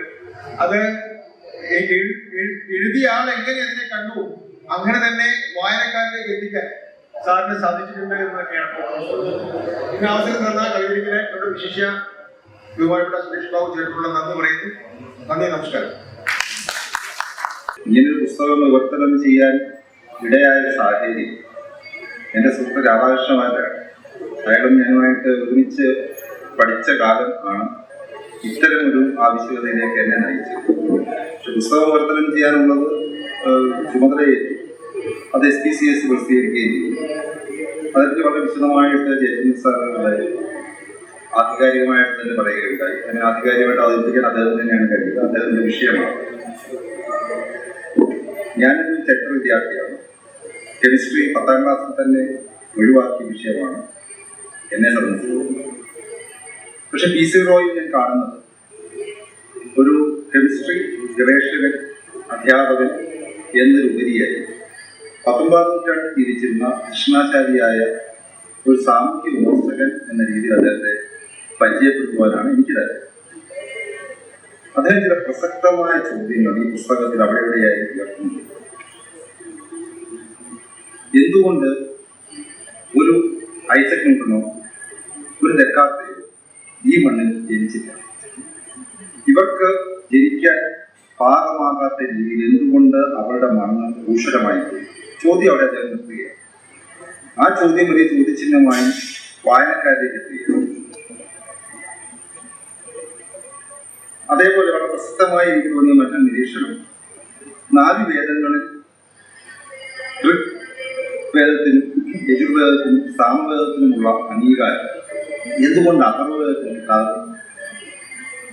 അതിന് കൃത്യമായ വിശദീകരണങ്ങൾ അദ്ദേഹം നൽകുന്നുണ്ട്. അഥർവവേദം പ്രതിപാദിക്കുന്ന മേഖലകൾ വരേണ്യവർഗത്തിന് അത്രത്തോളം തൃപ്തികരമല്ലാത്തത് കൊണ്ട് തന്നെയാണ് അതൊരു അധമവേദമായി ചിലരെങ്കിലും പരിഗണിക്കപ്പെടുവാൻ കാരണമായത് എന്ന് പറഞ്ഞ അദ്ദേഹം നിർത്തുകയാണ്. അവിടെയും മറ്റു ചോദ്യചിഹ്നം ഉയരുകയാണ്. അതേപോലെ അദ്ദേഹം ഈ പുസ്തകം രചിക്കുമ്പോൾ നിസ്സംശയം പറയാം, പ്രാദേശികതയോ ദേശീയതയോ മറ്റ് ലോലവികാരങ്ങളോ അദ്ദേഹത്തെ ധരിച്ചിരുന്നില്ല. ഏതൊരു വിജ്ഞാനവും അത് ലോകമെമ്പാടുമുള്ള ഗുണഭോക്താക്കൾക്ക് വേണ്ടിയുള്ളതാണ്. പക്ഷേ ഏതൊരു വിജ്ഞാനവും ഉത്പാദിപ്പിക്കപ്പെടുന്നത് ഓരോ ഭൂമിയുടെയും പ്രത്യേകതകൾക്കും ആവശ്യകതകൾക്കും അനുസരിച്ചാണ് എന്ന് അദ്ദേഹം തിരിച്ചറിയുന്നു. ഉദാഹരണത്തിന് ആൽക്കമി എന്ന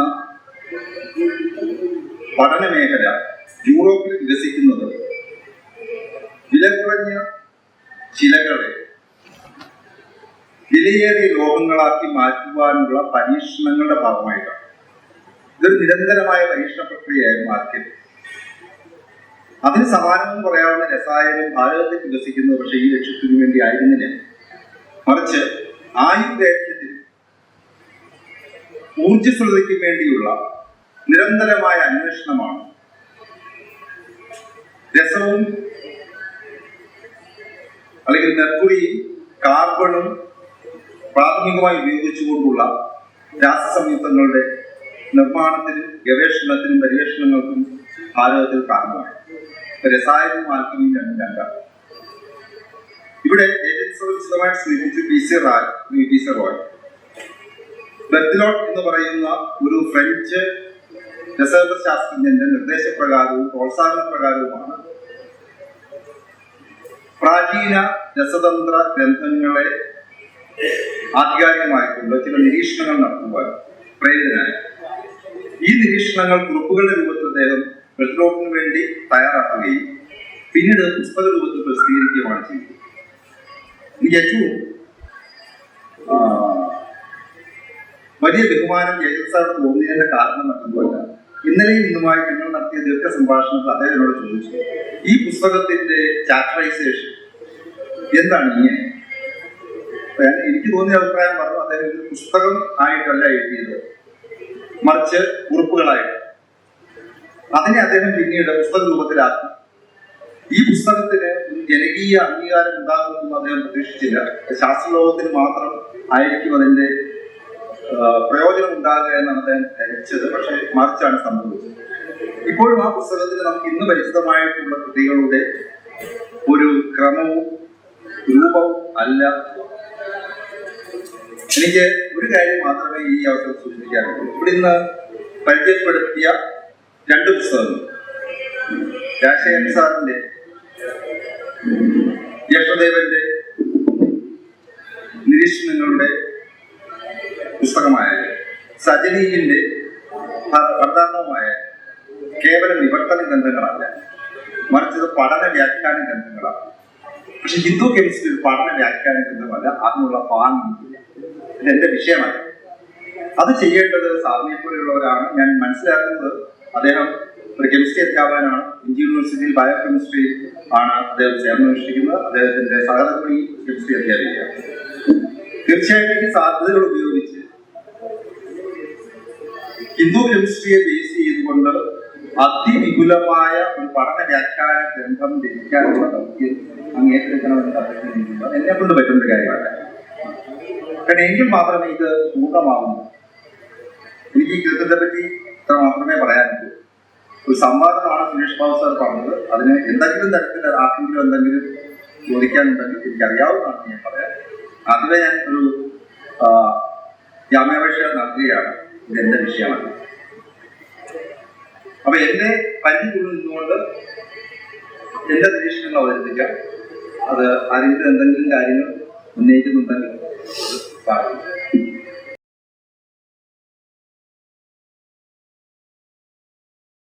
ആദ്യം നമ്മൾ ചർച്ച ചെയ്തത് രസതന്ത്രത്തെ കുറിച്ചാണ്. അത് ഭാരതീയമായ കെമിസ്ട്രി. അടുത്തത് നാട്യശാസ്ത്രവുമായിട്ട് ബന്ധപ്പെട്ട അളങ്ങളാണ് നാട്യശാസ്ത്രം. ഇതൊക്കെ കാര്യങ്ങളും ഇതിന് കാരണമായിട്ടുള്ള ഏതാണെന്ന് തിരക്കാൻ അത് ഗണിതശാസ്ത്രമാണ്. കാര്യകാരണങ്ങളെ ഉള്ളൂ ലോകത്ത്. ഈ സജീവിന്റെ താളക്രിയകൾ പറയുമ്പോൾ അത് ഏത് പ്രോഗ്രഷനിൽ പെടുന്നതാണ് അല്ലെങ്കിൽ ഏത് സീരീസിൽ പെടുന്നതാണ് എന്നൊക്കെ അറിയുന്നത് കണക്കിലുണ്ട്. അപ്പൊ ഗണിതശാസ്ത്രം എന്നൊന്ന് മാനവകുലത്തിന്റെ ജന്മനാ കിട്ടിയ ഒരു എതിർസത്താണ്. ഇത് യാതൊരു ഈ കാണുന്ന സർവ കലാരൂപങ്ങൾ ഈ സൃഷ്ടിയിൽ കാണുന്നതും സർവ്വതും ഒരു കണക്കൊപ്പിച്ച് നിൽക്കുന്നു എന്നുള്ളത്. ഈ കണക്കിന് എവിടെങ്കിലും ഒരു താളപ്പിഴ വന്നാൽ അത് ഉണ്ടാക്കുന്ന ആഘാതം ചിലർ അൺബാലൻസിങ് ആയിരിക്കും. അപ്പൊ ഈ കണക്ക് എന്നത് ഗണിതം എന്നതിനെ ഇവിടെ ഗൗരവത്തോടെ വീക്ഷിച്ച സുരേഷ് സാറ് പറഞ്ഞ ഒരു വാക്കിനെ ഞാൻ എടുക്കുകയാണ്. എന്തുകൊണ്ട് ഒരു ഐസക് ന്യൂട്ടൺ ഇവിടെ ഉണ്ടായില്ല എന്ന് അദ്ദേഹം ചോദിച്ചു. ഐസക് ന്യൂട്ടനേക്കാൾ നൂറ്റാണ്ടുകൾക്ക് മുമ്പ് അതിലും ഗംഗേമന്മാർ ഇവിടെ ഉണ്ടായിരുന്നു എന്ന് പറയാനാണ് യഥാർത്ഥ ഈ സെഷൻ കൊണ്ട് ഉദ്ദേശിക്കുക. അല്ല, യുക്തിഭാഷ എന്ന അതിബൃഹത്തായ ഈ ഗ്രന്ഥത്തെ ഒന്നെടുത്ത് കൈകാര്യം ചെയ്യാനുള്ള കായബലവും ഒന്നും എനിക്കില്ലാത്തതുകൊണ്ട് ഞാൻ അതിലോട്ട് അതിന് അധികം പോകുന്നില്ല. കാരണം അതൊരു സംഭവമാണ്. ഒരു സാധാരണ ഭാഷയിൽ അതൊരു സംഭവം. അങ്ങനെ ഒന്ന് നമുക്ക് അത് സാമ്യമാകുന്നത്, നമ്മൾ കഥകളി ഭാഷ പറഞ്ഞാൽ സാമ്യമാകുക, അതിന് വേറെ നമ്മുടെ തുല്യം ചെയ്യാനൊന്നും കഴിയില്ല. പക്ഷേ ചില കാര്യങ്ങൾ നമ്മൾ ഈ ജ്യേഷ്ഠദേവൻ എന്ന ഒരു ഗണിത ശാസ്ത്രജ്ഞൻ എങ്ങനെയാണ് 1500 ജനിച്ച് 1576 16-ാം നൂറ്റാണ്ടിൽ ലോകത്തെ ഇപ്പോഴും അമ്പരപ്പിക്കാൻ ഉതകുന്ന കണ്ടുപിടുത്തങ്ങളിലേക്ക് നീങ്ങുന്നത്. കണ്ടുപിടുത്തം നമ്മൾ പറയുമ്പോൾ ഗവേഷണപരമായ ചിന്ത അദ്ദേഹത്തെ കൊണ്ടുവന്ന് എത്തിച്ചത് എവിടൊക്കെയാണ്, അത് സ്പർശിച്ച എവിടൊക്കെയാണ്. ഈ ഐസക് ന്യൂട്ടനും അതുപോലെയുള്ള ശാസ്ത്രജ്ഞന്മാരും കൈകാര്യം ചെയ്ത വിഷയങ്ങളുടെ ആധാരശില ഇവിടെ ഭാരതത്തിൽ, കേരളത്തിൽ, മലയാളത്തിൽ സാമാന്യ ജനങ്ങൾക്കറിയാൻ പാകത്തിൽ ഉണ്ടായിരുന്നു എന്ന അറിവ് തന്നെ നമ്മളെ അങ്ങേയറ്റം പ്രോജ്വലിപ്പിക്കും. നമ്മുടെ പാരമ്പര്യത്തെ കുറിച്ചുള്ള അന്ധമായ കാഴ്ചപ്പാടല്ല, എല്ലാ തെളിവുകളും നിരത്തിയുള്ള പഠനമാണ് ഈ ഗ്രന്ഥം. വ്യാഖ്യാനം എന്ന പദം കൊണ്ട് ഉദ്ദേശിക്കുന്നത് ഗ്രന്ഥകാരൻ പറഞ്ഞു വെച്ചത് നമുക്ക് മനസ്സിലാകാൻ പാകത്തിൽ നമ്മൾ കൈകാര്യം ചെയ്യുന്ന ഭാഷയ്ക്ക് മലയാളത്തിൽ പദ്യത്തിലല്ല ഗദ്യത്തിലാണ്. 16-ാം നൂറ്റാണ്ടിലെ ആ കാലഘട്ടത്തെ രണ്ടാമത്തെ മലയാള ഗ്രന്ഥമാണ്. അതിനുമ്പുള്ളതൊക്കെ സംസ്കൃതമാണ്. അപ്പൊ ഇങ്ങനെ ഒരു പ്രാദേശിക ഭാഷയിൽ എഴുതി എന്നത് തന്നെ ഒരു റവല്യൂഷനാണ്, വിപ്ലവമാണ്. അത് നടന്നത് 16-ാം നൂറ്റാണ്ടിൽ. ഈ പറഞ്ഞു വെച്ച ഭാഷയിൽ പറഞ്ഞു വെച്ചിരിക്കുന്നതിന് കുറച്ച് മെനക്കെട്ട് കഴിഞ്ഞാൽ നമുക്ക് വേണമെങ്കിൽ ഇതിന്റെ സാമാന്യ അർത്ഥമൊക്കെ തിരിച്ചെടുക്കാം. പക്ഷെ അവിടെ കൊണ്ടാവില്ല. ഇതിനെ നമ്മളിലേക്ക് കമ്മ്യൂണിക്കേറ്റ് ചെയ്യാനുള്ള ഒരു കൃത്യമായ ഒരു രൂപരേഖകളൊക്കെ വരച്ച് ശാസ്ത്ര സാങ്കേതികമായിട്ട് എത്ര ലളിതമായി അവതരിപ്പിക്കാമോ അത്ര എഫക്റ്റീവ്ലി കമ്മ്യൂണിക്കേറ്റ് ചെയ്യാൻ വേണ്ടിയിട്ട് രാജശേഖരൻ എന്നെൻ്റെ പ്രിയ സുഹൃത്ത് വൈക്കം രാജശേഖരൻ ഒരു കഥകളി ക്ലബിൽ വന്നെന്ന് പറയേണ്ട കാര്യമില്ല. അദ്ദേഹത്തിൻ്റെ വിശിഷ്ടമായ 3 കഥകളും അർജുന വിഷാദവൃത്തമായാലും ശ്രീശക്തി വിജയമായാലും മോഹിനി വിജയമായാലും അതൊക്കെ നിറഞ്ഞ് അതിൽ പറഞ്ഞാൽ അർജുന വിഷാദവൃത്തത്തിലെ ശാരദരജനി കേൾക്കാത്തവരില്ല, അത്രയ്ക്ക് അത് ജനപ്രീതി നേടിക്കൊണ്ടിരിക്കും. അപ്പൊ എങ്ങനെയാണ് ഇദ്ദേഹം ഈ കൃതികളൊക്കെ എഴുതുന്നതെന്ന് ചോദിച്ചാൽ ആ കണക്കിനോടുള്ള ആഭിമുഖ്യം കൊണ്ടാണ്. കണക്കൊപ്പിച്ച് വന്നാൽ അത് സൗന്ദര്യമാണ്. അത് വാസ്തുവായാലും ശരി, ചിത്രമായാലും ശരി, വ്യക്തിയായാലും ശരി. ഒരു വ്യക്തിയെ പൂർണ്ണമായിട്ട് നമ്മൾ അളക്കുന്ന അയാളുടെ അംഗങ്ങൾ ഉപാംഗങ്ങളെല്ലാം കൃത്യമായിട്ട് അത് പ്രൊപ്പോർഷനായിട്ട്, അല്ലാണ്ട് ഒരു കാല് മാത്രം നീണ്ടുപോയാൽ നമുക്ക് സ്വാഭാവികത. ഇതാണ് ആ ശ്ലോകരചനയിലായാലും ഈ പദരചനയിലായാലും ഈ രംഗങ്ങളുടെ ഘടനയിലായാലും കഥാപാത്രങ്ങളുടെ വ്യാപരിക്കലിലായാലും ഒക്കെ ഈ കണക്കാണ് പ്രതിഫലിക്കുന്നത്. ഇവിടെ വെച്ചുകൊണ്ട് നമുക്ക് ഈ രചനാകാലമായ 1530 യുക്തിഭാഷ എന്ന് പറയുമ്പോൾ തന്നെ യുക്തി അതിനകത്തുണ്ട്. യുക്തി അതിന് പ്രത്യേകം നിർവചിക്കണം. അതിനു മുമ്പ് ഗണിത യുക്തിഭാഷ എന്നാണ് എൻ്റെ ഫുൾ പേര്. ഇത് നമുക്ക് യുക്തിഭാഷ എന്ന് വിളിക്കാം. ജ്യേഷ്ഠദേവൻ അദ്ദേഹത്തിൻ്റെ ഇതിൻ്റെ രചനാകാലം നമ്മൾ 1530 എന്ന് കണക്കൂട്ടി തെളിവുകളുള്ളതാണ്. മലയാളത്തിലെ നേരത്തെ ഞാൻ പറഞ്ഞ പോലെ ഈ പ്രാദേശിക ഭാഷകളിൽ എഴുതുക എന്നത് അന്ന് ഒരിക്കലും ആലോചിക്കാൻ വിദേശ രാജ്യങ്ങളിൽ പോലും അങ്ങനെ നടന്നിട്ടുണ്ട്. എല്ലാവരും ഇംഗ്ലീഷിലല്ല എഴുതുക, പലരും ഗ്രീക്കിലും ഇങ്ങനെ അവരവരുടെ ചില മേഖലകളൊക്കെ ആയിരുന്നു. പക്ഷെ ഇത് അങ്ങനെ സാധാരണക്കാർക്ക് അനായാസം. എന്തുകൊണ്ടാണ് സാധാരണക്കാരിലേക്ക് എത്തണം എന്നൊരവസ്ഥ എന്നുണ്ടാകുന്നത്? ഇത് ഭക്തി പ്രസ്ഥാനത്തിന്റെ കാലം. ഭക്തിപ്രസ്ഥാനം എന്തുകൊണ്ട് വന്നു എന്നുള്ളതൊക്കെ എല്ലാവർക്കും അറിയാവുന്നതാണ്, ഞാൻ വിസ്തരിക്കുന്നില്ല.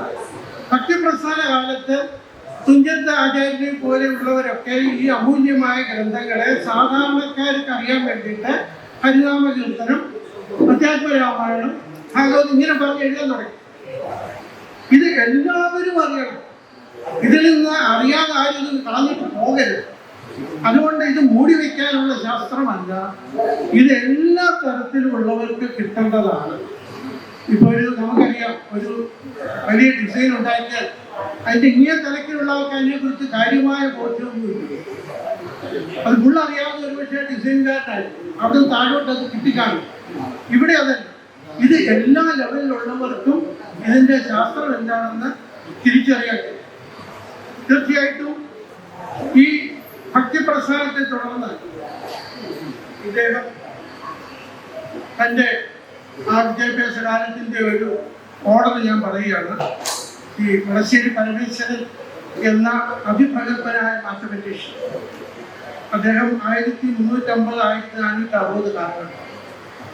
അദ്ദേഹത്തിൻ്റെ പുത്രൻ ദാമോദരൻ ഭൃഗഗണിതം, അച്ഛൻ്റെ ഭൃഗഗണിതമൊക്കെ വെച്ചിട്ട് അദ്ദേഹം പഠനങ്ങളൊക്കെ നടത്തിക്കൊണ്ടിരിക്കുന്ന കാലത്ത് ശിഷ്യനായിട്ട് കിട്ടുന്നതാണ് യഥാർത്ഥത്തിൽ ജ്യേഷ്ഠദേവന്.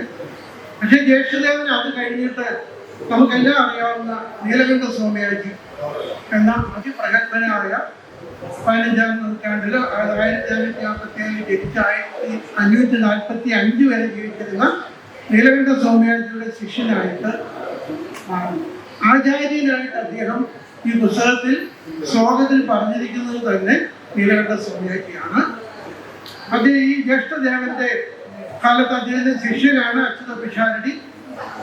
അച്യുത പിഷാരടിയുടെ ശിഷ്യനാണ് മേൽപ്പത്തൂർ. മേൽപ്പത്തൂരിന് നമുക്കെല്ലാം നല്ല പരിചയമാണ്. ഇതാണ് അതിൻ്റെ ശൃംഖല. തുഞ്ചത്ത് രാമാനുജൻ എഴുത്തച്ഛൻ അദ്ദേഹത്തിന്റെ കാലഘട്ടത്തിൽ ജീവിച്ചിരുന്ന ആളാണ്. അപ്പൊ നമുക്കൊരു ഏകദേശം പിക്ചർ കിട്ടിയിട്ടുണ്ടാകും. ഇതില് ഇന്ത്യയുടെ സംഭാവന എന്താണെന്നുള്ളത് ഞാൻ വളരെ വേഗമാണ്, ഇത്രയും ബൃഹത് ഗ്രന്ഥത്തെ എടുത്ത് പൂർണ്ണമായി അവലോകനം ചെയ്യുക എന്നുള്ളത് അത്ര എളുപ്പമല്ലാത്തതുകൊണ്ട് ഈ ഡെസിമൽ സിസ്റ്റം, ഈ ദശാംശ കണക്കുകളെ കുറിച്ചുള്ള ഒരു ചിന്ത അല്ലെങ്കിൽ അത്തരം കണ്ടെത്തലുകൾ ലോകത്തിന് പകർന്നു നൽകിയത് ഭാരതമാണ്. ഇത് എല്ലാ ചരിത്രവും അതുപോലെ തന്നെ അതിൻ്റെ ഉപപത്തി ഉൾപ്പെടെ ഈ ഗ്രന്ഥത്തിൽ പ്രതിപാദിക്കുന്ന വിഷയങ്ങളാണ്. ഇത് കൃത്യമായി പറഞ്ഞിരിക്കുന്നു.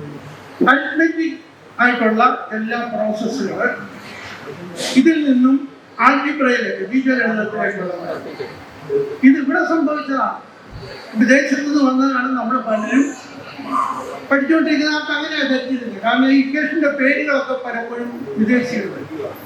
ഇതിന്റെ ആദ്യ രൂപം ഉണ്ടായിരിക്കുന്നത് കേരളത്തിൽ തന്നെയാണ്. എന്നിട്ട് നമ്മുടെ ട്രിഗണോമെട്രി പ്രവേശിക്കുകയാണ്. ഈ ട്രിഗണോമെട്രി ആണ് ഒരു പക്ഷേ ഈ ഡെവലപ്മെന്റുകളുടെ വലിയൊരു ഓപ്പണിംഗ് ഇവിടെ സംഭവിക്കുന്നത്. ജിയോമെട്രി ഇതിനെ തുടർന്ന് സീരീസുകൾ, ഇൻഫിനിറ്റ് സീരീസുകളിലേക്ക് പോകുന്നു. അവിടെ കാൽക്കുലസ് എന്ന ഒരു വിഭാഗം ഉണ്ടായി. അപ്പം മാത്തമാറ്റിക്സിന്റെ സാമാന്യ പഠനമുള്ളവർക്ക് പോലും കാൽക്കുലസ് എന്താണെന്ന് കൃത്യമായി തന്നെ തിരിച്ചറിയാൻ കഴിയും.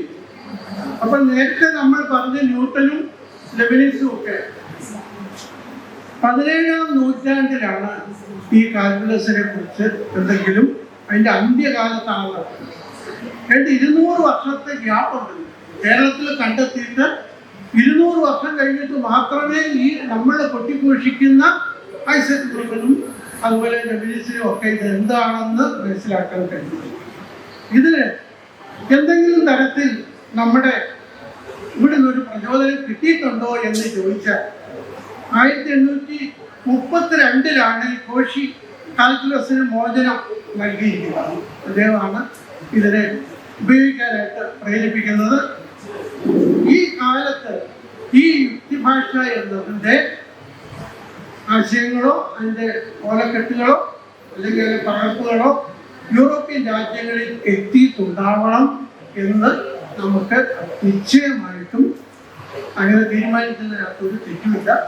1834 ചാൾസം വിഷ് എന്ന ഒരു യൂറോപ്യൻ നമ്മുടെ മദ്രാസിലുണ്ടായിരുന്നു. അദ്ദേഹം മലബാറിന്റെ ഒരു ചാർജൊക്കെ ഉള്ള ആളായിരുന്നു. അദ്ദേഹം ഇതിന്റെ ആശയങ്ങളെടുത്ത് ഒരു പേപ്പറായിട്ട് അവതരിപ്പിച്ചിട്ടുണ്ട്. അദ്ദേഹം ഈ വൃത്തത്തെ കുറിച്ചുള്ള സർക്കിളിനെ കുറിച്ചുള്ള സിദ്ധാന്തങ്ങള് നമ്മുടെ ഏറ്റവും അമൂല്യമായിട്ട് ശാസ്ത്രലോകം കണ്ടുകൊണ്ടിരിക്കുന്ന പൈ ഇവിടെ ഇല്ല. പൈ സിക്കലിന്റെ 3.14 നമ്മൾ അനായാസേന പറയുന്നത് പൈയുടെ ഇല്ല. ഇൻഫിനിറ്റ് സീരീസ്, അനന്ത ശ്രേണികൾ, ഇതെല്ലാം കേരളീയ ഗണിതശാസ്ത്രത്തെ കുറിച്ചൊരു ലേഖനം അദ്ദേഹം യൂറോപ്പിൽ പ്രസിദ്ധീകരിച്ചു. ഇത് 17-ാം നൂറ്റാണ്ടിലെ ഒരു കണ്ടുപിടുത്തത്തിലേക്ക് ഈ 200 കൊല്ലം മുമ്പുള്ള ഒരു ശാസ്ത്രശാഖയുടെ സന്ദേശം അവിടെ കിട്ടിയിട്ടുണ്ടാവണം എന്ന കാര്യത്തിൽ ഒരു സംശയത്തിനും അവകാശമില്ല. 17-ാം നൂറ്റാണ്ടിൽ കണ്ടെത്തി എന്ന് പറയുന്ന ഈ വ്യാസ പരിധി ബന്ധമാണ്. ഒരു സർക്കിളിന്റെ ഡയമീറ്ററും അതിന്റെ ചുറ്റളവുമായിട്ടുള്ള ബന്ധത്തെയാണ് ഈ പൈ എന്ന ഒരു അക്ഷരം കൊണ്ട് ഉദ്ദേശിക്കുന്നത്. നമ്മൾ പൈ എന്നതിന് ആ ഒരു നൊട്ടേഷൻ ഉപയോഗിച്ചിട്ടേക്ക് അത് വെളിയിൽ നിന്ന് വന്നതാണ്. നമ്മൾ അതിനെ അങ്ങനെ തന്നെ ആ റേഷ്യോയിലാണ് പറയുന്നത്. പിന്നെ അർത്ഥജ്യാവെന്ന് ഇതിൽ പറയും.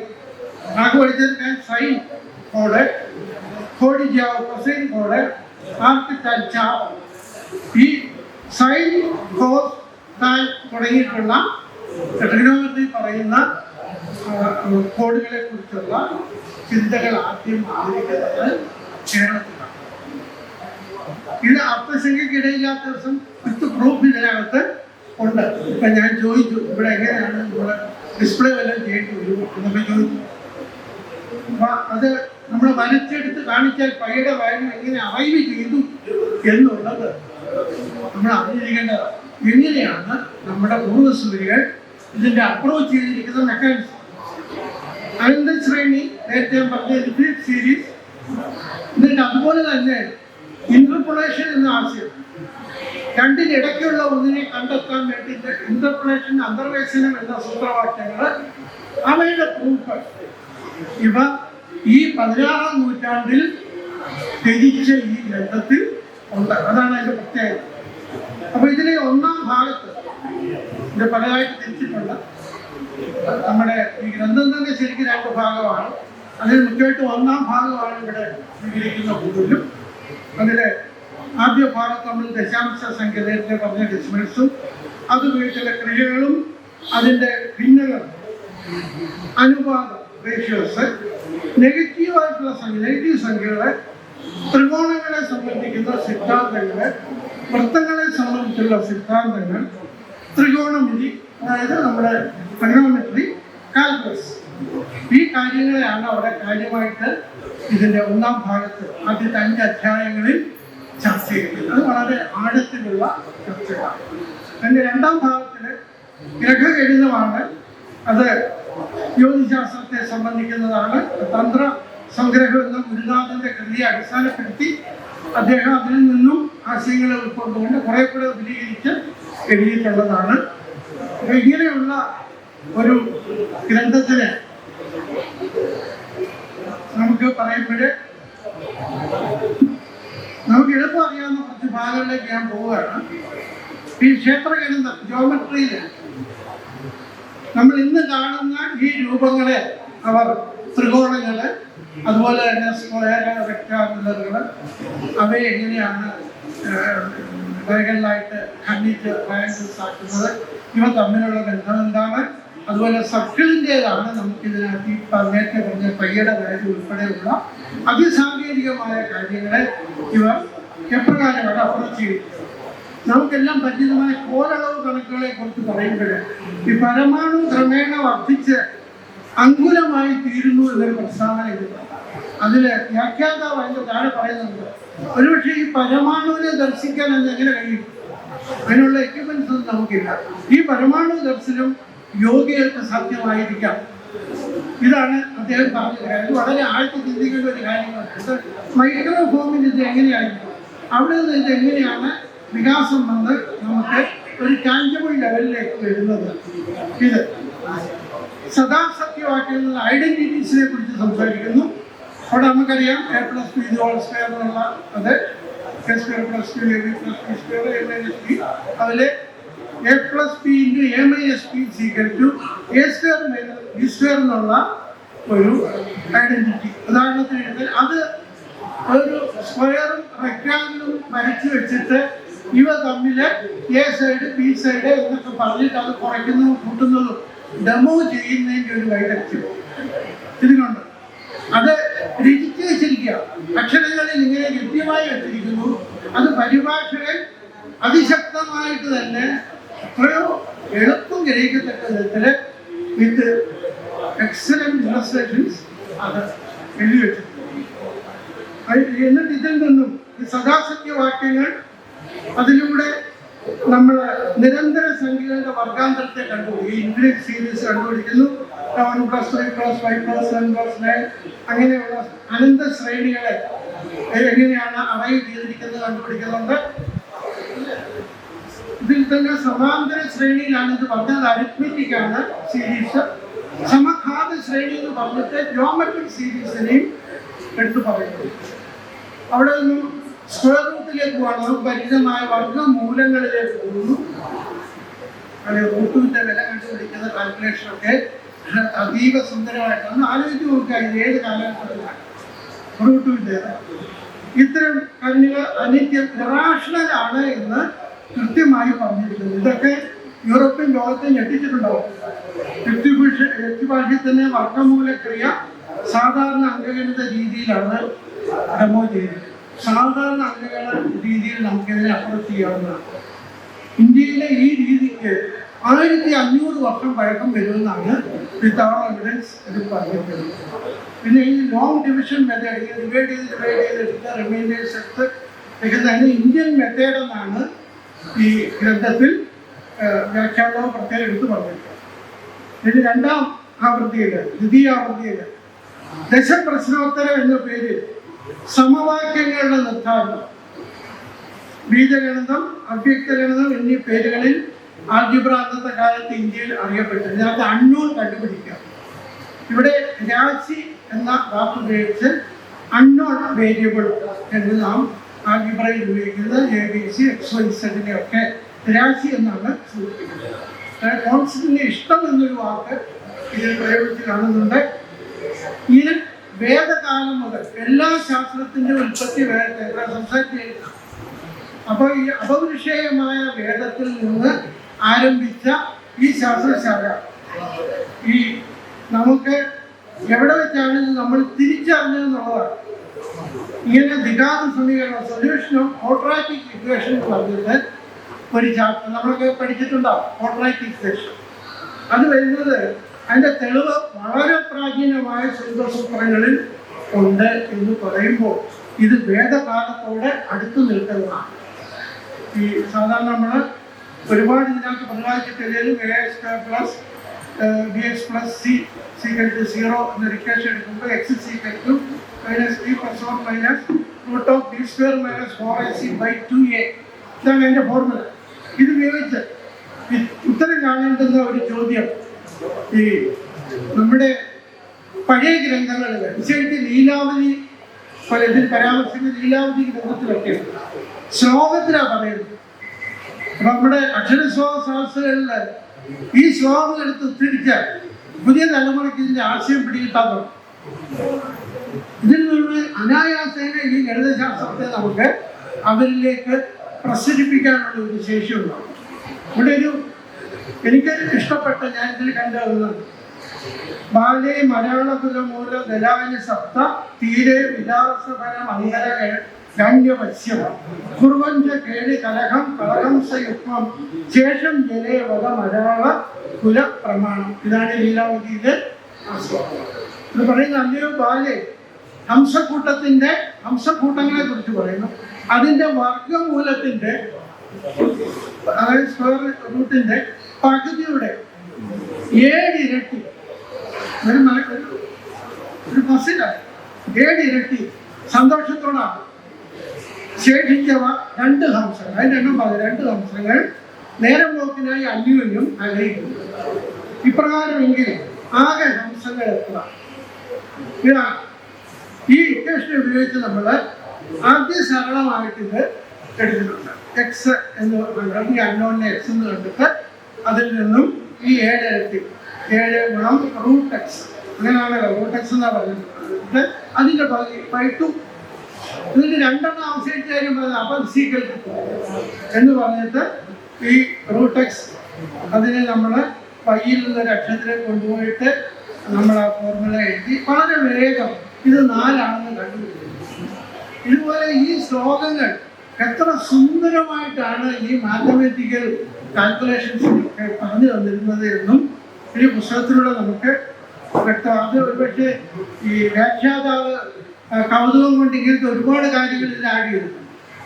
ഒരു പുസ്തകമല്ല നമ്മൾ ഈ വായിക്കുന്നത്. ഇതുകൊണ്ട് ആര്യപടിയും മുതൽ ഇങ്ങോട്ടുള്ള ഗ്രന്ഥങ്ങളുടെ ഒരു സമഗ്രമായ അതിൽ ഉൾക്കൊള്ളിച്ച ഒരു റഫറൻസ് ഗ്രന്ഥമാണ്. അതൊരു സാധാരണ പരിഭാഷയുടെ വ്യാഖ്യാനമല്ല. ഇത് ഒരെണ്ണം വായിച്ചാൽ നമുക്ക് അനുബന്ധമായിട്ട് എവിടൊക്കെയാണ് പോയി എത്തുന്നതുള്ള അദ്ദേഹത്തിന് കഴിയുന്ന അദ്ദേഹം എഞ്ചിനീയറിംഗ് ബിരുദമല്ല ബിരുദാനന്തര ബിരുദം, അതിനെ തുടർന്ന് വാസ്തുവിദ്യയിലുള്ള ഉപരിപഠനങ്ങൾ, അതിൽ തന്നെ PhD, അതിലെ കൂത്തമ്പല നിർമ്മാണം, നീലാംബരി നമ്മുടെ പ്രസിദ്ധമായ എക്കോ ടൂറിസം ആറാട്ടുപുഴയിൽ, ഇതൊക്കെ എൻ്റെ ദൃഷ്ടാന്തങ്ങൾ. അതുപോലെ നമ്മുടെ എയർപോർട്ടിൽ കാണുന്ന ടെർമിനൽ, അതിനകത്ത് കഥകളി രൂപ ഉൾപ്പെടെയുള്ള ഇങ്ങനെ നിർമ്മാണ പ്രക്രിയയിലും ഒക്കെ അസാധാരണമായ വൈദഗ്ധ്യം പ്രകടിപ്പിക്കുകയും അത് ഇവിടെ എവർലാസ്റ്റിംഗ് ആയിട്ട് നിർമ്മിക്കുകയും ചെയ്തിട്ടുണ്ട്. അതുകൊണ്ട് സ്വാഭാവികമായിട്ടും അദ്ദേഹത്തിൻ്റെ ചിന്തകൾ ഇതിൽ പല വഴിക്ക് പോകും. അദ്ദേഹം തൻ്റെ പിതാവായ പരമേശ്വരത്തിൽ നിന്നും അദ്ദേഹം പ്രഗത്ഭനായി മാറ്റി നിരീക്ഷിച്ചു. അദ്ദേഹത്തിൻ്റെ കോൺട്രിബ്യൂഷനിൽ തന്നെ പറഞ്ഞു അദ്ദേഹം നമ്മുടെ സർക്കാർ സർവീസിന് പ്രഗത്ഭനായിരിക്കുന്നതാണ്. ഈ മകനിലേക്ക് അദ്ദേഹം പറഞ്ഞു കൊടുത്തതെല്ലാം ഈ മാത്തമാറ്റിക്സിൻ്റെയും ഒരുപക്ഷെ കവിതയുടെയും കഥകളിയുടെയും സാഹിത്യത്തിൻ്റെയും ഒക്കെ ആയിട്ട് ഇതിനകത്തെല്ലാം പ്രതിഭാവിലാസമുള്ള ഡോക്ടർ രാജശേഖരൻ ഇത് ഭംഗിയായിട്ടാണ് ഇതിൽ ചേർത്ത് വയ്ക്കാവുന്നത് മുഴുവൻ ചേർത്ത് വെച്ചിരിക്കും. ഇതിന് ശേഷം ഒരു ഗ്രന്ഥത്തിൻ്റെ ആവശ്യം ഈ യുക്തിഭാഷയിൽ ഇനി വേണ്ട എന്ന് തെളിയിക്കുന്നുണ്ട്. അപ്പോൾ അദ്ദേഹം അതിനകത്ത് മലയാളത്തിലെ ഒരു പഴമൊഴിയെക്കുറിച്ച് പറയുന്നു. വിവിധ ചാപ്റ്ററുകളിലാണ് പറയുന്നത്.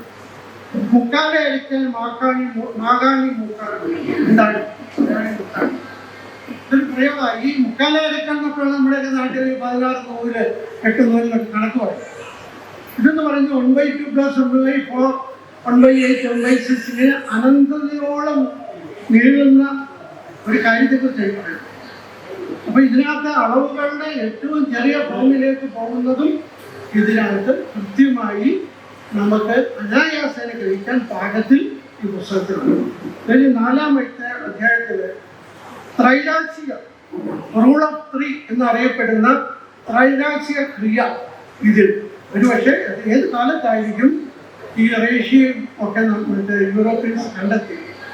ഇവിടെ അത് പറയുന്നു. നമ്മുടെ വേദഗ്രന്ഥങ്ങളിലും വേദാന്തത്തിലും ഈ പഞ്ചീകൃതമായ ശരീരം എന്ന് പറയുന്നിടത്ത് ഇത് പറയുന്നത്. പഞ്ചീകൃതം എന്ന് പറയുമ്പോൾ വെറുതെ ജലവും വായു എല്ലാവരും ചേർത്തുണ്ടാക്കിയത് എല്ലാം ഓരോന്നും അതിൻ്റെ പകുതിയേ ഉള്ളൂ. ബാക്കിയുള്ളത് സങ്കരം. ഈ ഹിന്ദു കെമിസ്ട്രിയിലും നോക്കാവുന്ന കാര്യം. കാരണം വെച്ചാൽ ഇതിൽ ജലം പറയുന്ന 50 ഉള്ളൂ ജലം. ബാക്കി ഭൂമിയും ബാക്കി ഇൻഗ്രീഡിയൻസ് ആയിട്ട് ഇവയെല്ലാം ഈക്വലി ശരിയായിട്ടാണ്. അങ്ങനെയാണ് പഞ്ചീകൃതമാകുന്നത്. ഈ പറഞ്ഞതുപോലെ ഈ ത്രൈരാക്ഷിക ക്രിയയും ഗണിതശാസ്ത്ര ലോകത്തിന് ഇന്ത്യയുടെ സംഭാവന. റൂൾ ഓഫ് 3 ഇതിനകത്ത് അവയവിക്ക് എന്നാണ് ആ വാക്ക് ഉപയോഗിച്ചിരിക്കുന്നത്. പഴയ മലയാളമാണ്. അവയവിക്ക് ഒരു വസ്തുവിന് അല്ലെങ്കിൽ ഒന്നിന് 2 അവയവങ്ങളുണ്ട്. ഈ അവയവങ്ങൾ തമ്മിൽ എപ്പോഴും ഒരു നിശ്ചിത അനുപാതം ഉണ്ട് എന്നിരിക്കട്ടെ. ഈ അനുപാതം എന്തെന്ന് പറഞ്ഞാൽ ഒരു അവയവത്തിൻ്റെ പരിമാണത്തിന് മറ്റേ അവയവവും എത്ര എന്ന് നമുക്ക് കണ്ടുപിടിക്കാം. ഈ റേഷ്യോ അനുസരിച്ച് ഏതെങ്കിലും ഒന്ന് കിട്ടിയാൽ മറ്റേത് കണ്ടുപിടിക്കാൻ നമുക്ക് കഴിയും. അപ്പോൾ ഏതെങ്കിലും അവയവം നിശ്ചിത അവയവിക്ക് എത്ര എന്ന് നമുക്ക് കണ്ടുപിടിക്കാം. അപ്പോൾ അത് ഈ ഒരു ക്രിയയിലൂടെ നമുക്ക് പ്രപ്പോർഷൻ കിട്ടിയാൽ അറിയാം. ഇതിനെ ത്രൈരാശികം എന്നാണ് പറയുന്നത്. ഉദാഹരണത്തിന് ഈ വ്യാഖ്യാതാവിന് കൊടുത്തിരിക്കുന്നത് ബ്രോൺസ് ഓട് വാർക്കുന്ന സമയത്ത് ഇതൊരു അലോയിയാണ്. അതിനകത്ത് ചെമ്പത്ര അതുപോലെ ടിന്ന് എത്ര, ഇത് നിശ്ചിത അനുപാതത്തിൽ ചേർക്കുമ്പോഴാണ് ഓടാകുന്നത്. അങ്ങനെ ഇവയുടെ പ്രപ്പോർഷൻസ് എന്താണ് എന്ന് നിശ്ചയിക്കുന്ന ശാസ്ത്രം ഈ ത്രൈരാശിക ക്രിയയുടെ പറഞ്ഞിട്ടുണ്ട്. ഇതിൽ യുക്തിഭാഷ യക്ഷദേവന് ഉപയോഗിച്ചിരിക്കുന്നത് നെല്ലിന്റെ കണക്കാണ്. അഞ്ഞാഴി നെല്ലിന് 2 നാഴി അരിയുന്നു. അഞ്ഞാഴി നെല്ലെടുത്ത് പുഴുങ്ങി കുത്തിയെടുക്കാൻ 2 നാഴി അരിയുന്നു. അപ്പൊ എത്ര അരി വേണമെന്ന് ഒരാൾ ചോദിച്ചാൽ എത്ര നെല്ലെടുക്കേണ്ടി വരും എന്നൊരു വീട്ടമ്മയ്ക്ക് ഇതിൽ കൂടെ കണ്ടുപിടിക്കണം. എത്ര പേര് ഉണ്ണാൻ കാണും എന്ന് ചോദിച്ചാൽ ഒരാൾക്ക് ഇത്ര അരി, ഒരു പറ അരിക്ക് ഇത്ര പേരുള്ളൂ. സദ്യയുടെ കണക്ക് എഴുതുമ്പോൾ പാചകക്കാരൻ എഴുതുന്നതാണ് എത്ര പേരാകും, അപ്പൊ ഇത്ര പറയാം. ഇതിന്റെ പ്രപ്പോർഷനാണ് പച്ചക്കറിയും പലവ്യഞ്ജനവും. ഇതുപോലെ ഈ ഒരു ശാഖയിലൂടെ നമ്മൾ കണ്ടെത്തുന്ന റേഷ്യോകളെ കുറിച്ചുമൊക്കെ നല്ല വിശദീകരണങ്ങളുണ്ട്. സാമാന്യമായി ഇതിന്റെ ഇന്റർപ്രിട്ടേഷൻസും ഒക്കെ നമുക്കിത് ഗംഭീരമായിട്ട് വർണ്ണിച്ചിട്ടുണ്ട്. നാം ഇന്ന് ഏറ്റവും കൂടുതൽ ചർച്ച ചെയ്യുന്ന പൈതഗോറസ് എന്ന് പറയുന്ന ഭാഗമാണ്. പൈതഗോറസ് തിയറം, സിദ്ധാന്തം. പൈതഗോറസിന്റെ പേരിൽ അറിയപ്പെടുന്നെങ്കിലും ഭുജകോടി കർണന്യായം എന്ന പേരിൽ 16-ാം നൂറ്റാണ്ടില് ഇതിവിടെ നിലവിലുണ്ടായിരുന്നു. മിക്ക ഗണിതശാസ്ത്രങ്ങളുടെയും മൂലം ഇതാണ് എന്ന് ഈ ഗ്രന്ഥം നമ്മളോട് പറയുന്നു. ഇത് ഈ ഗ്രന്ഥകർത്താവിൻ്റെ അസാധാരണത്വമാണ്, അദ്ദേഹത്തിൻ്റെ ഡെപ്ത് ഓഫ് നോളജ് ആണ് കാണിക്കുന്നത്. അപ്പം റേഷ്യോ ആൻഡ് പ്രപ്പോർഷനും പൈതഗോറസും എല്ലാ ഗണിത ശാഖകളുടെ അടിത്തറയാണെന്നും അത് കൃത്യമായി പറയുന്നുണ്ട്. അതുപോലെ ഞാൻ വളരെ വേഗം തന്നെ പൊയ്ക്കൊണ്ടിരിക്കുക സാർ. ഈ വലിയ ഗ്രന്ഥം ആയതുകൊണ്ടാണ് ഇച്ചിരി കൂടുതൽ സമയം എടുത്തില്ലല്ലോ. അതുപോലെ യൂറോപ്പിൽ അറിയുന്നതിന് മുമ്പ് അവർ പെൽസ് ഇക്വേഷനൊക്കെ അറിയുന്നതിന് 1000 വർഷം മുമ്പ് അത് നമുക്കുണ്ടായിരുന്നു. അത് വിഘാത അനിർധാര്യ സമവാക്യങ്ങൾ, ഇൻഡിറ്റർമിനേറ്റ് ഇക്വേഷൻസ് ബ്രഹ്മഗുപ്തന്റെ കാലത്ത് തന്നെ ഇന്ത്യയിൽ സുപരിചിതമായിരുന്നു എന്ന് നമുക്ക് അറിയാൻ കഴിയുന്നുണ്ട്. അതുപോലെ തന്നെ പെൽസ് ഇക്വേഷൻ അതൊക്കെ അവിടെ എത്തിയ 17-ാം നൂറ്റാണ്ടിലേ ഉള്ളൂ. ആധുനിക ഗണിതത്തിൽ ഇതൊക്കെ അറിയപ്പെടുന്നത് ലഗ്രാൻഷിയുടെ പേരിലൊക്കെയാണ്. ആ ഇക്വേഷനൊക്കെ പേര് അവരുടേതാണെങ്കിലും ആദ്യമായി യൂറോപ്പിൽ ഇത് നിർദ്ധാരണം ചെയ്തവർ എന്ന വിധത്തിൽ നമുക്ക് അംഗീകരിക്കാവുന്നതല്ലാതെ ഇതിൻ്റെ പഴയ രൂപങ്ങളെല്ലാം ഇന്ത്യയിൽ അന്ന് സുലഭമായിരുന്നു.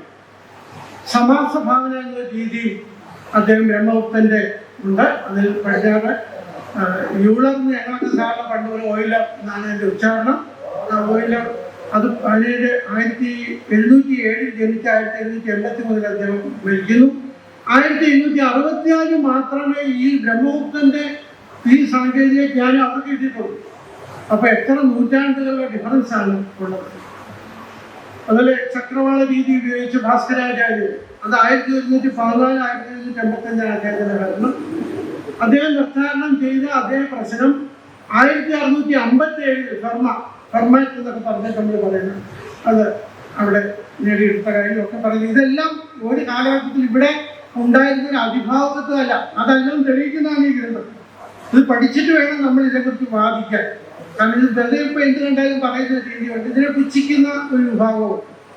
അതുകൊണ്ട് ഇത് പഠിക്കുക എന്ന് പറയുന്നത് നമ്മുടെ പഠന രീതിയിൽ, പാഠ്യപദ്ധതിയിൽ ആധുനികം എന്ന് പറഞ്ഞ് പഠിപ്പിക്കുന്ന ട്രിഗണോമെട്രി, ഇതിൽ നിന്ന് ഇതിൻ്റെ പ്രധാനപ്പെട്ട അധ്യായം കൂടി അറ്റാച്ച് ചെയ്താൽ നമ്മുടെ കുട്ടികൾ നമ്മുടെ പാരമ്പര്യത്തിൽ അവർ മനസ്സിലാക്കും, കുറെ കൂടെ അവരുടെ ചിന്താശേഷി വർദ്ധിക്കും എന്നൊരു അഭിപ്രായം കൂടി എനിക്കുണ്ട്.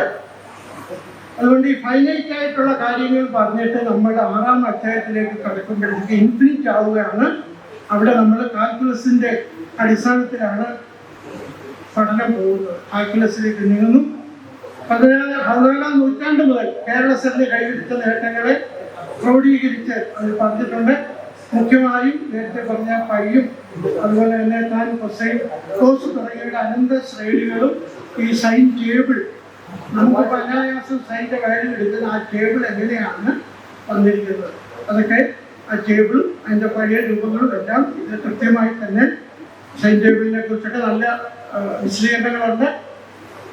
ഇനി അടുത്ത സുപ്രധാനമായ ഈ പയ്യെക്കുറിച്ച് ഉള്ള വിശദീകരണങ്ങൾ അതിൻ്റെ 6-ാം അധ്യായത്തിൽ പറയുന്നു. അതാണ് പരിധി വ്യാസ ബന്ധം.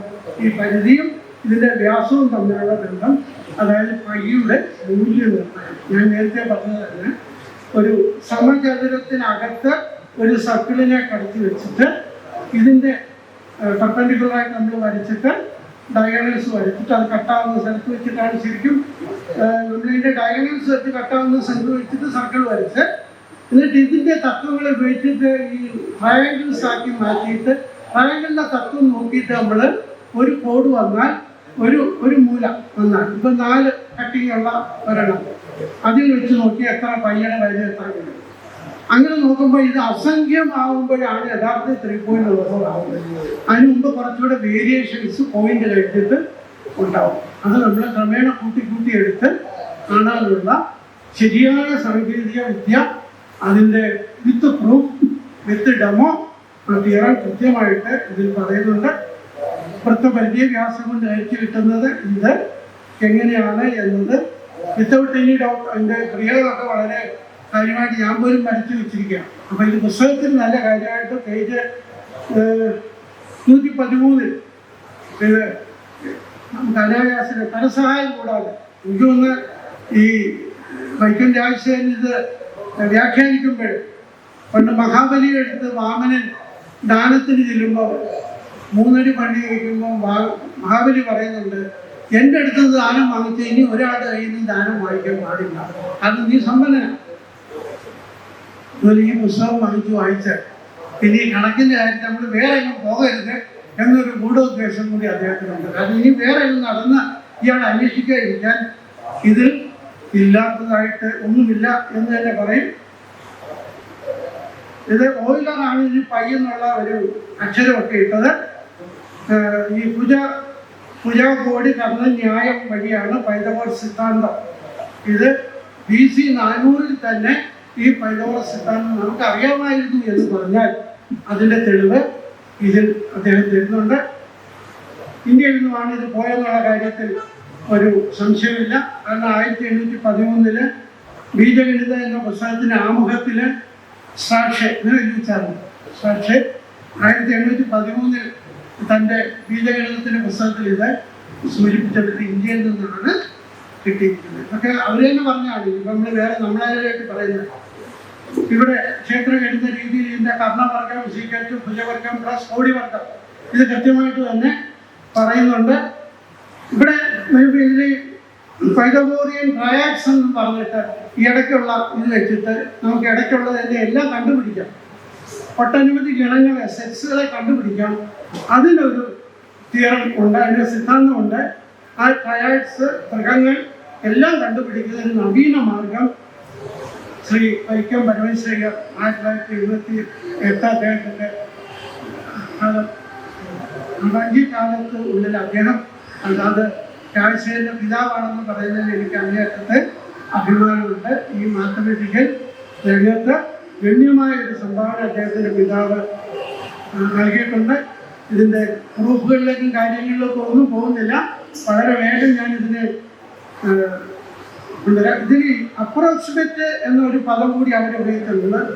ആസന്നോ വൃത്ത പരിണാഹ വില ആസന്നം അപ്രോക്സിമേറ്റ് ആയിട്ട് പറയുന്നത് എങ്ങനെയാണ്?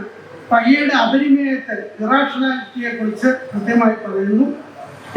യഥാർത്ഥത്തിൽ നീലകണ്ഠ സൗമ്യയാണ് ലോകത്ത് ആദ്യമായി പയ്യയുടെ അപരിമേയത്വത്തെ കുറിച്ച് ശാസ്ത്രീയമായി വിശകലനം ചെയ്തിട്ടുണ്ട്.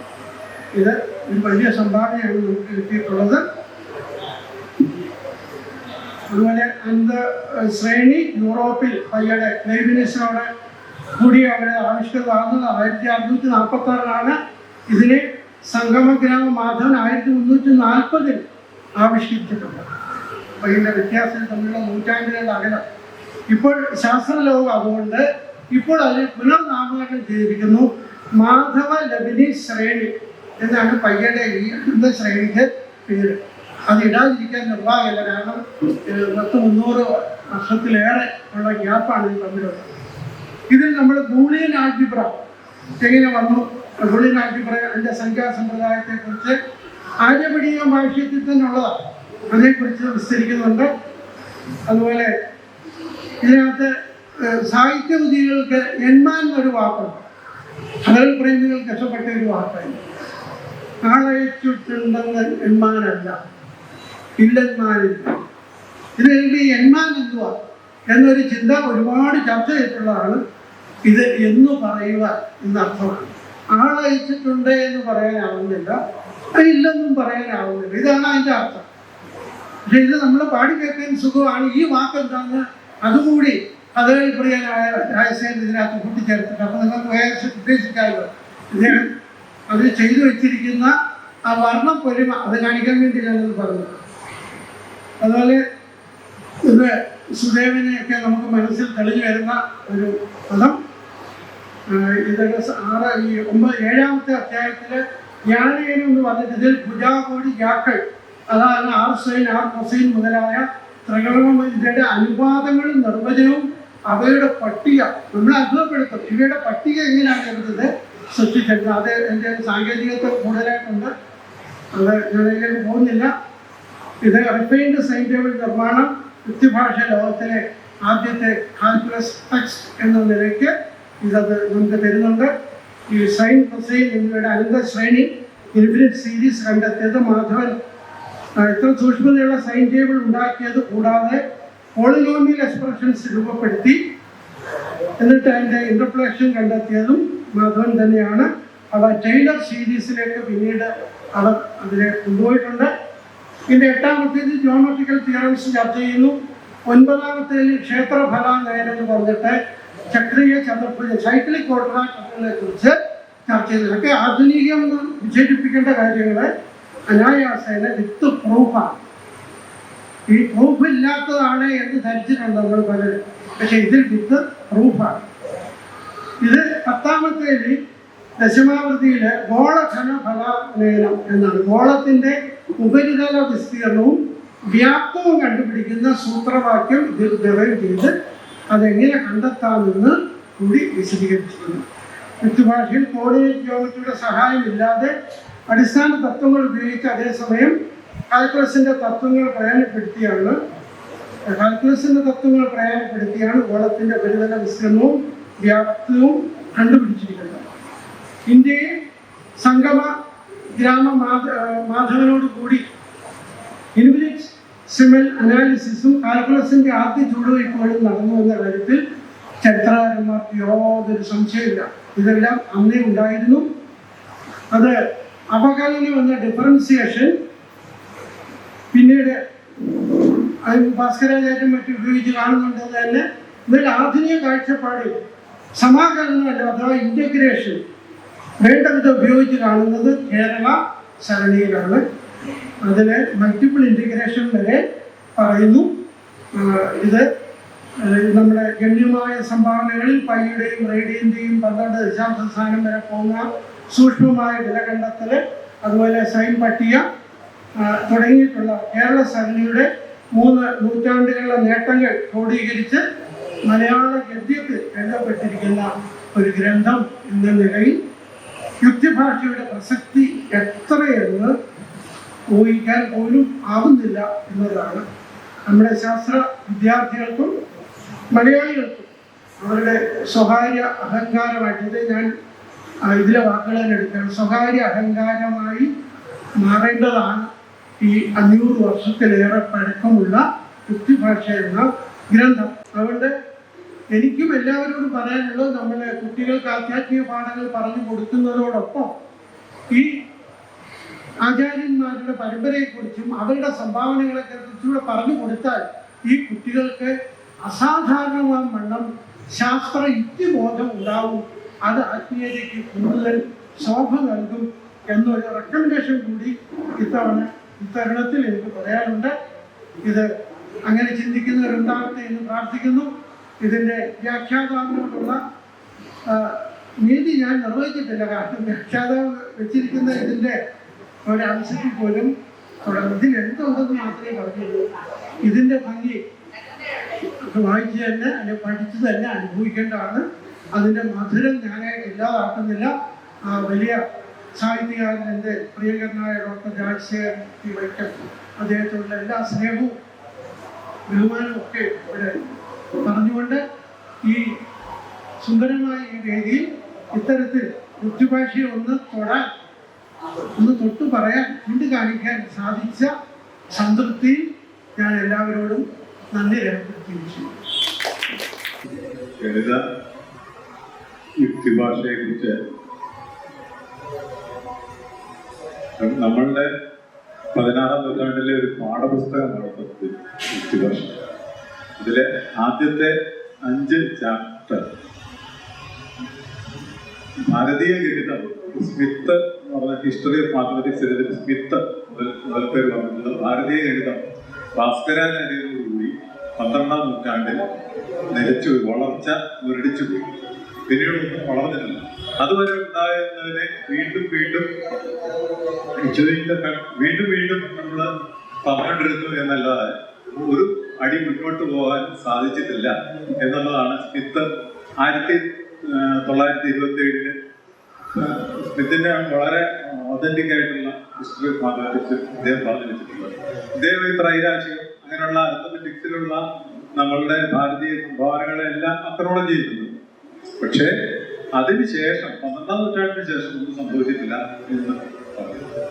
പക്ഷേ പിൽക്കാലത്ത് എന്നാൽ 1834 ചാൾസൺ ബിഷപ്പ്, അതുപോലെ 1832 ഒരു വാറൻ, അതുപോലെ റോയൽ ഏഷ്യാറ്റിക് സൊസൈറ്റിയിലെ സയന്റിഫിക് ജേർണൽസിൽ തന്നെ നമ്മുടെ കേരളീയ ഗ്രന്ഥങ്ങളെ കുറിച്ച് നിരവധി ലേഖനങ്ങൾ എഴുതിയിട്ടുണ്ട്. പക്ഷെ അതൊന്നും സ്മിത്ത് കണ്ടില്ല എന്നാണ് ഞാൻ വിചാരിച്ചിരുന്നത്.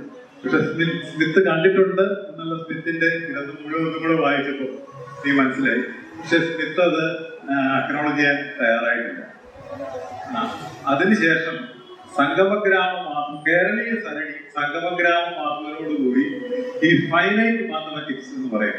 നമ്മുടെ അരിത്മെറ്റിക്കൽ ടെക്നിക്സ്, ആൾജിബ്ര, ഇങ്ങനെയുള്ള സകല സംഗതികളെ എല്ലാം ഫൈനൈറ്റ് മാത്തമാറ്റിക്സ്. അത് കഴിഞ്ഞ് ഇത് ഫൈനൈറ്റിൽ നിന്ന് ഇൻഫൈനൈറ്റിലേക്ക് കിടക്കുന്നു. ഇൻഫൈനൈറ്റ് അനാലിസിസ് എന്ന് ഗണിത ശാസ്ത്രജ്ഞർ പറയുന്ന ഇൻഫിനിറ്റ് സീരീസ്, കാൽക്കുലസ്, ഇങ്ങനെയുള്ള രീതിയിലേക്ക് ഇത് കടന്നത് നമ്മുടെ കേരളത്തിലാണ്. കേരളീയ ഗണിതജ്ഞർക്കുള്ള ഒരു സവിശേഷത എന്താണെന്ന് വെച്ചാൽ അതൊരു ജനിതക സവിശേഷതയാണ്. നമ്മൾ വീണ്ടും ഈ കേരളത്തിൽ വന്നിട്ട് എല്ലാ ഗ്രന്ഥങ്ങളും, സംസ്കൃതത്തിലുള്ള ഗ്രന്ഥങ്ങളെല്ലാം തന്നെ അപ്പടി വിഴുങ്ങുക എന്നുള്ളതല്ല, അവയെ വീണ്ടും റീ റിസർച്ച് അതിന്റെ പുറത്ത് നടത്താൻ സന്നദ്ധരായി. അവര് വീണ്ടും അതിനെ ഇപ്പൊ ആര്യഭടിയെ കുറിച്ചൊക്കെ നീലകണ്ഠ സ്വാമിയാജി പറയുന്നത്, ആര്യഭടനോട് എനിക്ക് വളരെ ബഹുമാനമുണ്ട്, പക്ഷെ അദ്ദേഹത്തിന്റെ എല്ലാ വസ്തുതകളും ഞാൻ അംഗീകരിക്കുന്നില്ല എന്ന് തുറന്നെഴുതിയിട്ടുണ്ട്. അദ്ദേഹം തന്നിട്ടുള്ള വാല്യൂസ് ഒന്നും എനിക്ക് അത്ര മതിപ്പില്ല. അദ്ദേഹത്തിന്റെ പഠന ഗവേഷണ രീതിയോട് മാത്രമേ എനിക്ക് ബഹുമാനമുള്ളൂ. അദ്ദേഹത്തിന് ബ്രഹ്മദേവൻ കൊടുത്തു എന്നൊക്കെ പറയുന്ന അദ്ദേഹത്തിന്റെ ബുദ്ധി പ്രഭാവത്തിൽ ബ്രഹ്മാവിന്റെ ഭഗവാന്റെ അനുഗ്രഹം ഉണ്ടായി എന്നുള്ളതിന്റെ അപ്പുറം ഇതൊരു അവസാന വാക്ക് ഞാൻ കരുതുന്നില്ല. അതുകൊണ്ട് വീണ്ടും ഇതിന്റെ പുറത്ത് നിങ്ങളും ഗവേഷണം ചെയ്യണം. ഞാനും അതുപോലെ ഗവേഷണം ചെയ്ത് ചില സംഗതികൾ കണ്ടെത്തിയിട്ടുണ്ട്, അത് അവതരിപ്പിക്കുന്നു. ഇതുകൊണ്ട് നിങ്ങൾ നിർത്തരുത്. നിങ്ങൾ വീണ്ടും പരീക്ഷണ നിരീക്ഷണം കൊണ്ട് തന്നെ വീണ്ടും അങ്ങനെ ഒരു സയന്റിഫിക് ടെമ്പോ നമ്മൾ ഇന്നത്തെ കാലത്ത് പറയുന്ന ഒരു സംഗതിയുടെ ഒരു വക്താവാണ് നീലകണ്ഠ സ്വാമിയാജി. അദ്ദേഹത്തിന്റെ ശിഷ്യനാണ് ഈ ജ്യേഷ്ഠത. അപ്പൊ ഈ ജ്യേഷ്ഠത ചെയ്തിരിക്കുന്ന ഒരു വലിയ പ്രത്യേകത എന്താണെന്ന് ചോദിച്ചാൽ, ഇവിടെ നമ്മൾ മുമ്പ് റിസൾട്ട്സ് മാത്രമേ കൊടുക്കൂ, ഫൈനൽ റിസൾട്ട് മാത്രം. അപ്പൊ അതുകൊണ്ട് നമുക്കൊരു വിശ്വാസക്കുറവ് എപ്പോഴും. ഒരു റിസൾട്ട് മാത്രം പറയാതെ എവിടുന്ന് കിട്ടി, എങ്ങനെ കിട്ടി, കാരണം അതൊരു സയൻസിന്റെ ഒരു രീതിയല്ല, അതെങ്ങനെ കിട്ടിയെന്നുള്ളത്. ഈ യുക്തിഭാഷയുടെ പ്രത്യേകത പേര് സൂചിപ്പിക്കുന്നത് പോലെ തന്നെ ഇതെങ്ങനെയാണ് ഓരോ കാര്യങ്ങളും എത്തിച്ചേർന്നത്, ആ വഴി ഉപപത്തി കൂടി വിശദീകരിക്കുന്നുണ്ട്. അതുകൊണ്ടാണ് ഈ ഗ്രന്ഥത്തിന് പ്രസക്തി വന്നത്. ഇത് കണ്ടെത്തിയത് സംഗമഗ്രാമം മാത്രമേ 14-ാം നൂറ്റാണ്ടിലാണ്. അതിന് കാരണം ഈ ഗ്രഹങ്ങളെ ഗ്രഹണ സമയത്തൊക്കെ നിരീക്ഷിക്കുമ്പോൾ ചെറിയ സമയ വ്യത്യാസമൊക്കെ വരുന്നുണ്ട്. അതിന് 2 കാരണങ്ങളുണ്ടാവാം എന്ന് വിചാരിച്ചു. ഇപ്പൊ 3.1416 എന്ന വൈയുടെ കാര്യം ഇവിടെ കൊടുക്കുന്നു. ആ വാല്യൂ പോരാ, കാരണം 3.1415 ഇങ്ങനെ ഇൻഫിനിറ്റി വരെ നീളുന്ന ഒരു വാല്യൂ ഉള്ള സാധനമാണ്. അതിന് നമ്മൾ അതുപോലെ ആര്യവിടെ സൈൻ ടേബിൾ കൊടുത്തിട്ടുണ്ട്, അത് 4 ഡിജിറ്റ്സ്. അപ്പൊ അതൊന്നും പോരാ, ഇതിനേക്കാൾ സൂക്ഷ്മതയുള്ള സംഗതികൾ വേണം. അതെങ്ങനെ കണ്ടെത്താം എന്നുള്ള ഒരു ചോദ്യം. പിന്നെ 2, നിരീക്ഷണം കൊണ്ട് തന്നെ നമ്മുടെ ഗ്രഹങ്ങളുടെ ചലനത്തിന്റെ മോഡല്, അതിന്റെ ചലനത്തിന്റെ ഗതികളെല്ലാം വീണ്ടും ഇവരൊക്കെ പറഞ്ഞത് ശരിയാണെന്ന് പരീക്ഷിക്കുന്നു. ഇങ്ങനെ 2 ചോദ്യം നമ്മുടെ ബോർഡിൽ എഴുതി വെച്ചിട്ട് ഇതിന്റെ ആദ്യത്തെ ഉത്തരം കണ്ടെത്തിയ ആളാണ് സംഘം. രണ്ടാമത്തെ ഉത്തരം കണ്ടെത്തിയ ആളാണ് ദൃഗണിതം എഴുതിയ വടശ്ശേരി പരമേശ്വരൻ. ഈ പരമേശ്വരൻ 55 വർഷം നിളയുടെ തീരത്ത് ഗ്രഹങ്ങളെ നിരീക്ഷിച്ചിട്ടാണ് ദൃഗണിതം ഞാൻ കണ്ടത്. ദൃഗണിതത്തിന്റെ അർത്ഥം ഞാൻ കണ്ട ഇത് വെച്ചിട്ടാണ് ഈ ഗണിതം ഞാൻ പരിഷ്കരിക്കുന്നത്. അങ്ങനെ അസ്ട്രോണമിക്കൽ ആയിട്ടുള്ള ഡേറ്റ പരിഷ്കരിക്കുന്നതിന് വേണ്ടിയിട്ടുള്ള ഗണിതമാണ് ഇവിടെ വികസിപ്പിച്ചത്. അപ്പൊ അവരറിയാതെ ഈ ഫൈനൈറ്റിൽ നിന്നും അത് ഇൻഫൈനൈറ്റിലേക്ക് പോയി. നമുക്ക് ഇപ്പൊ നികത്തിച്ചാവർ ഗണച്ചാവെന്ന് ബലാരിക്കാന്ന് പറഞ്ഞാൽ അത് sine theta theta minus theta 3 minus theta അന്ന് നമുക്ക് മനസ്സിലാവില്ല. അത് ഇദ്ദേഹം വീണ്ടും മലയാളത്തിൽ എഴുതി വെച്ചു. എന്നിട്ടും നമ്മൾ ആ പുസ്തകം എടുത്തു നോക്കാൻ. പക്ഷെ യുക്തിഭാഷയ്ക്ക് 1950 വരെയെങ്കിലും നേരിട്ട് ഗുരുമുഖത്ത് നിന്ന് പഠിച്ചവരുണ്ടായിരുന്നു കേരളത്തിൽ. യുക്തിഭാഷയുടെ അനേകം താളിവലകൾ ഇന്നും ലഭ്യമാണ്. അത് നമ്മുടെ കേരളത്തിൽ ഒരു 15ഓളം താളിയോളം ഇത് ചാൾസ് ബിഷിന്റെ കളക്ഷനിൽ കാണുന്നുണ്ട്. അത് അയർലൻഡ് UK ഇരിക്കുന്നത്. അപ്പൊ അതിന്റെ ഇപ്പൊ ആരെങ്കിലും കാണുന്ന ആഗ്രഹം ഉണ്ടെങ്കിൽ ഞാൻ അതിന്റെ കോപ്പി കൊടുക്കുന്നത്. അദ്ദേഹത്തിന് അതിന്റെ ഫ്രണ്ട് പേജിൽ എഴുതി വെച്ചിട്ടുണ്ട്, ഞാൻ ഇവിടുന്ന് കളക്ട് ചെയ്തതാണ്, ഇന്ന ഡേറ്റ് ഒക്കെ. പിന്നെ ഇന്നത്തെ അഷ്ടപതി തുടങ്ങേണ്ടതുകൊണ്ട് എനിക്ക് യുക്തിഭാഷയെ കുറിച്ച് പറഞ്ഞത് ചിലപ്പോൾ ഞാൻ വളരെ പാഷനേറ്റ് ആയിട്ട് ഒരുപാട് പറഞ്ഞുകൊണ്ടിരിക്കും. അതുകൊണ്ട് തൽക്കാലം ഇവിടെ നിർത്തുന്നു. അടുത്ത സജീവിനും പറയണം. അതുപോലെ ഇന്ന് പുസ്തക പ്രകാശനം നിർവഹിക്കപ്പെട്ട ഭരതാമോദൻ സജീവിന് എൻ്റെ അഭിനന്ദനങ്ങൾ ആശീർവാദങ്ങളെല്ലാം നേരുന്നു. പിന്നെ മറ്റത് ഹിന്ദു കെമിസ്ട്രി എൻ്റെ സ്വന്തം കെമിസ്ട്രി തന്നെയാണ്. ഞങ്ങളെ അടുത്ത സുഹൃത്തുക്കളാണ് തുടങ്ങിയ വർക്ക് നടക്കുന്ന കാലത്തെ സംസാരിച്ചു വെക്കുന്നതാണ്. ഇതെല്ലാം വീണ്ടും വീണ്ടും എല്ലാവരും ശ്രദ്ധിക്കുന്നു. നന്ദി, നമസ്കാരം. നമസ്കാരം. നമ്മുടെ ഭാരതീയ രസതന്ത്രം, അതുപോലെ തന്നെ ഭാരതീയ ഗണിതശാസ്ത്രം, നാട്യശാസ്ത്രം ഒക്കെ അധികരിച്ച് കളിയരങ്ങിൻ്റെ 3 അംഗങ്ങൾ, അതായത് സഹൃദയരും വളരെ പ്രഗത്ഭരുമായ 3 പേര്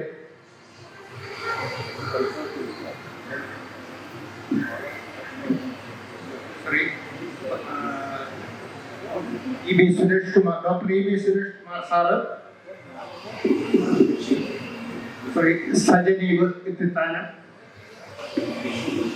ഡോക്ടർ രാജശേഖരൻ സാർ അവർ എഴുതിയ 3 പുസ്തകങ്ങൾ. അതിൻ്റെ പുസ്തകപരിചയവും പ്രകാശനവുമാണ് ഇവിടെ നടന്നത്. ഈ ചടങ്ങ് ഇവിടെ നടത്താൻ അതിന് മുന്നോട്ട് വന്ന അവരെ ആദ്യമായിട്ട് ഞാൻ കളിയരങ്ങിൻ്റെ പേരിൽ നന്ദി അറിയിക്കുകയാണ്.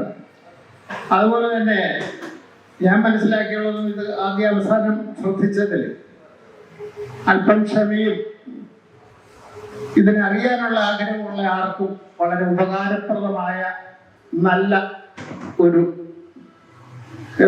നല്ലൊരു ക്ലാസ് എന്ന് തന്നെ പറയാം. നല്ല വ്യാഖ്യാനങ്ങളും അതുപോലെ തന്നെ പ്രഭാഷണങ്ങളും സംവാദങ്ങളുമാണ് ഇവിടെ നടന്നിട്ടുള്ളത്. അത് ഞാൻ ദൃഢമായി അങ്ങനെ തന്നെ വിശ്വസിക്കുകയാണ്. ഈ ഹിന്ദു കെമിസ്ട്രി സംബന്ധിച്ച് നമ്മുടെ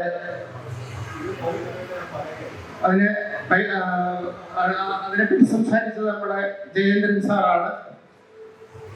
ജയേന്ദ്രൻ സാറ് അത് വളരെ ഭംഗിയായിട്ട് നമുക്ക് നമ്മുടെ മനസ്സിൽ കയറുന്ന, അദ്ദേഹം ആദ്യം തന്നെ പറഞ്ഞു, ഇത് സാധാരണക്കാരൻ ഒരാളിന് പെട്ടെന്ന് അങ്ങോട്ട് ഉൾക്കൊള്ളാൻ കഴിയുന്നതല്ല, ഇത് പറഞ്ഞ് മനസ്സിലാക്കിയില്ലെങ്കിൽ 4-5 പ്രാവശ്യം വായിക്കേണ്ട പുസ്തകമാണ് എന്ന് പറഞ്ഞു. അപ്പൊ അങ്ങനെ നമ്മളുടെ മനസ്സിലേക്ക് എത്തിപ്പെടത്തക്ക രീതിയിൽ, നല്ല രീതിയിൽ അത് നമുക്ക് ആ പുസ്തകപരിചയം നടത്തി തന്ന ജയേന്ദ്രൻ സാറിനെ ഞാൻ ഹൃദയപൂർവ്വം അഭിനന്ദിക്കുകയാണ്. അദ്ദേഹത്തിന് ഞാൻ നന്ദി അറിയിക്കുന്നു. NBSRD പുസ്തകം പ്രകാശനം ചെയ്ത് ശ്രീ P.K. ഹരികുമാർ സാറിനും കളിയരങ്ങിന്റെ പേരിൽ നന്ദി അറിയിക്കുന്നു. ഇവിടെ യുക്തിഭാഷ സംബന്ധിച്ച് രാജശേഖരൻ സാറിന്റെ പുസ്തകം സംബന്ധിച്ച് സംസാരിച്ചത് ശ്രീകുമാർ കുരുമ്പോലി അദ്ദേഹമാണ്. അദ്ദേഹത്തിന്റെ വ്യാഖ്യാനങ്ങൾ നമ്മളെ സ്വന്തം കേട്ടു. അത് വളരെ നമുക്ക് അറിവ് തരുന്ന ഒരു ഇതാണ്. നമ്മൾ വളരെ നമുക്ക് മനസ്സിലാക്കാനായിട്ട് ഒത്തിരി കാര്യങ്ങളുണ്ട്. അത് ഉൾക്കൊള്ളാൻ നമുക്ക് ആള് കുറഞ്ഞു പോയി എന്നുള്ളൊരു പരിമിതിയേ ഉള്ളൂ. വളരെ നല്ല ഒരു വ്യാഖ്യാനമാണ് അദ്ദേഹം നടത്തിയിട്ടുള്ളത്. അദ്ദേഹത്തിനും ഞാൻ കളിയരങ്ങിന്റെ പേരിൽ സ്വാഗതം ആശംസിക്കുകയാണ്. പിന്നെ നമ്മുടെ ഈ ഭരതാർണവം, നമ്മുടെ സജനിയിൽ തന്നെ എഴുതിയിരിക്കുന്ന ഭരതാർണവം സംബന്ധിച്ച് അതിന്റെ പുസ്തക പ്രകാശനം ഇവിടെയാണ് നടന്നത്. നമ്മുടെ ബഹുമാനപ്പെട്ട കലാമണ്ഡലം വൈസ് ചാൻസലർ അദ്ദേഹം ആണ് ഇത് ഈ പുസ്തക പ്രകാശനം ഇവിടെ നടത്തിയിട്ടുള്ളത്. അദ്ദേഹത്തിനും ആ പുസ്തകം ഏറ്റുവാങ്ങിയ കേരള ഡോക്ടർ കലാമണ്ഡലം സുഗന്ധിക്കും, അതുപോലെ തന്നെ ആ പുസ്തകത്തെ പറ്റി പുസ്തക പരിചയം ഇവിടെ അവതരിപ്പിച്ച ശ്രീമതി രേഷ്മ NS-നും കളിയരങ്ങിന്റെ പേരിൽ പ്രത്യേകം നന്ദി രേഖപ്പെടുത്തുന്നു. നന്ദി, നമസ്കാരം.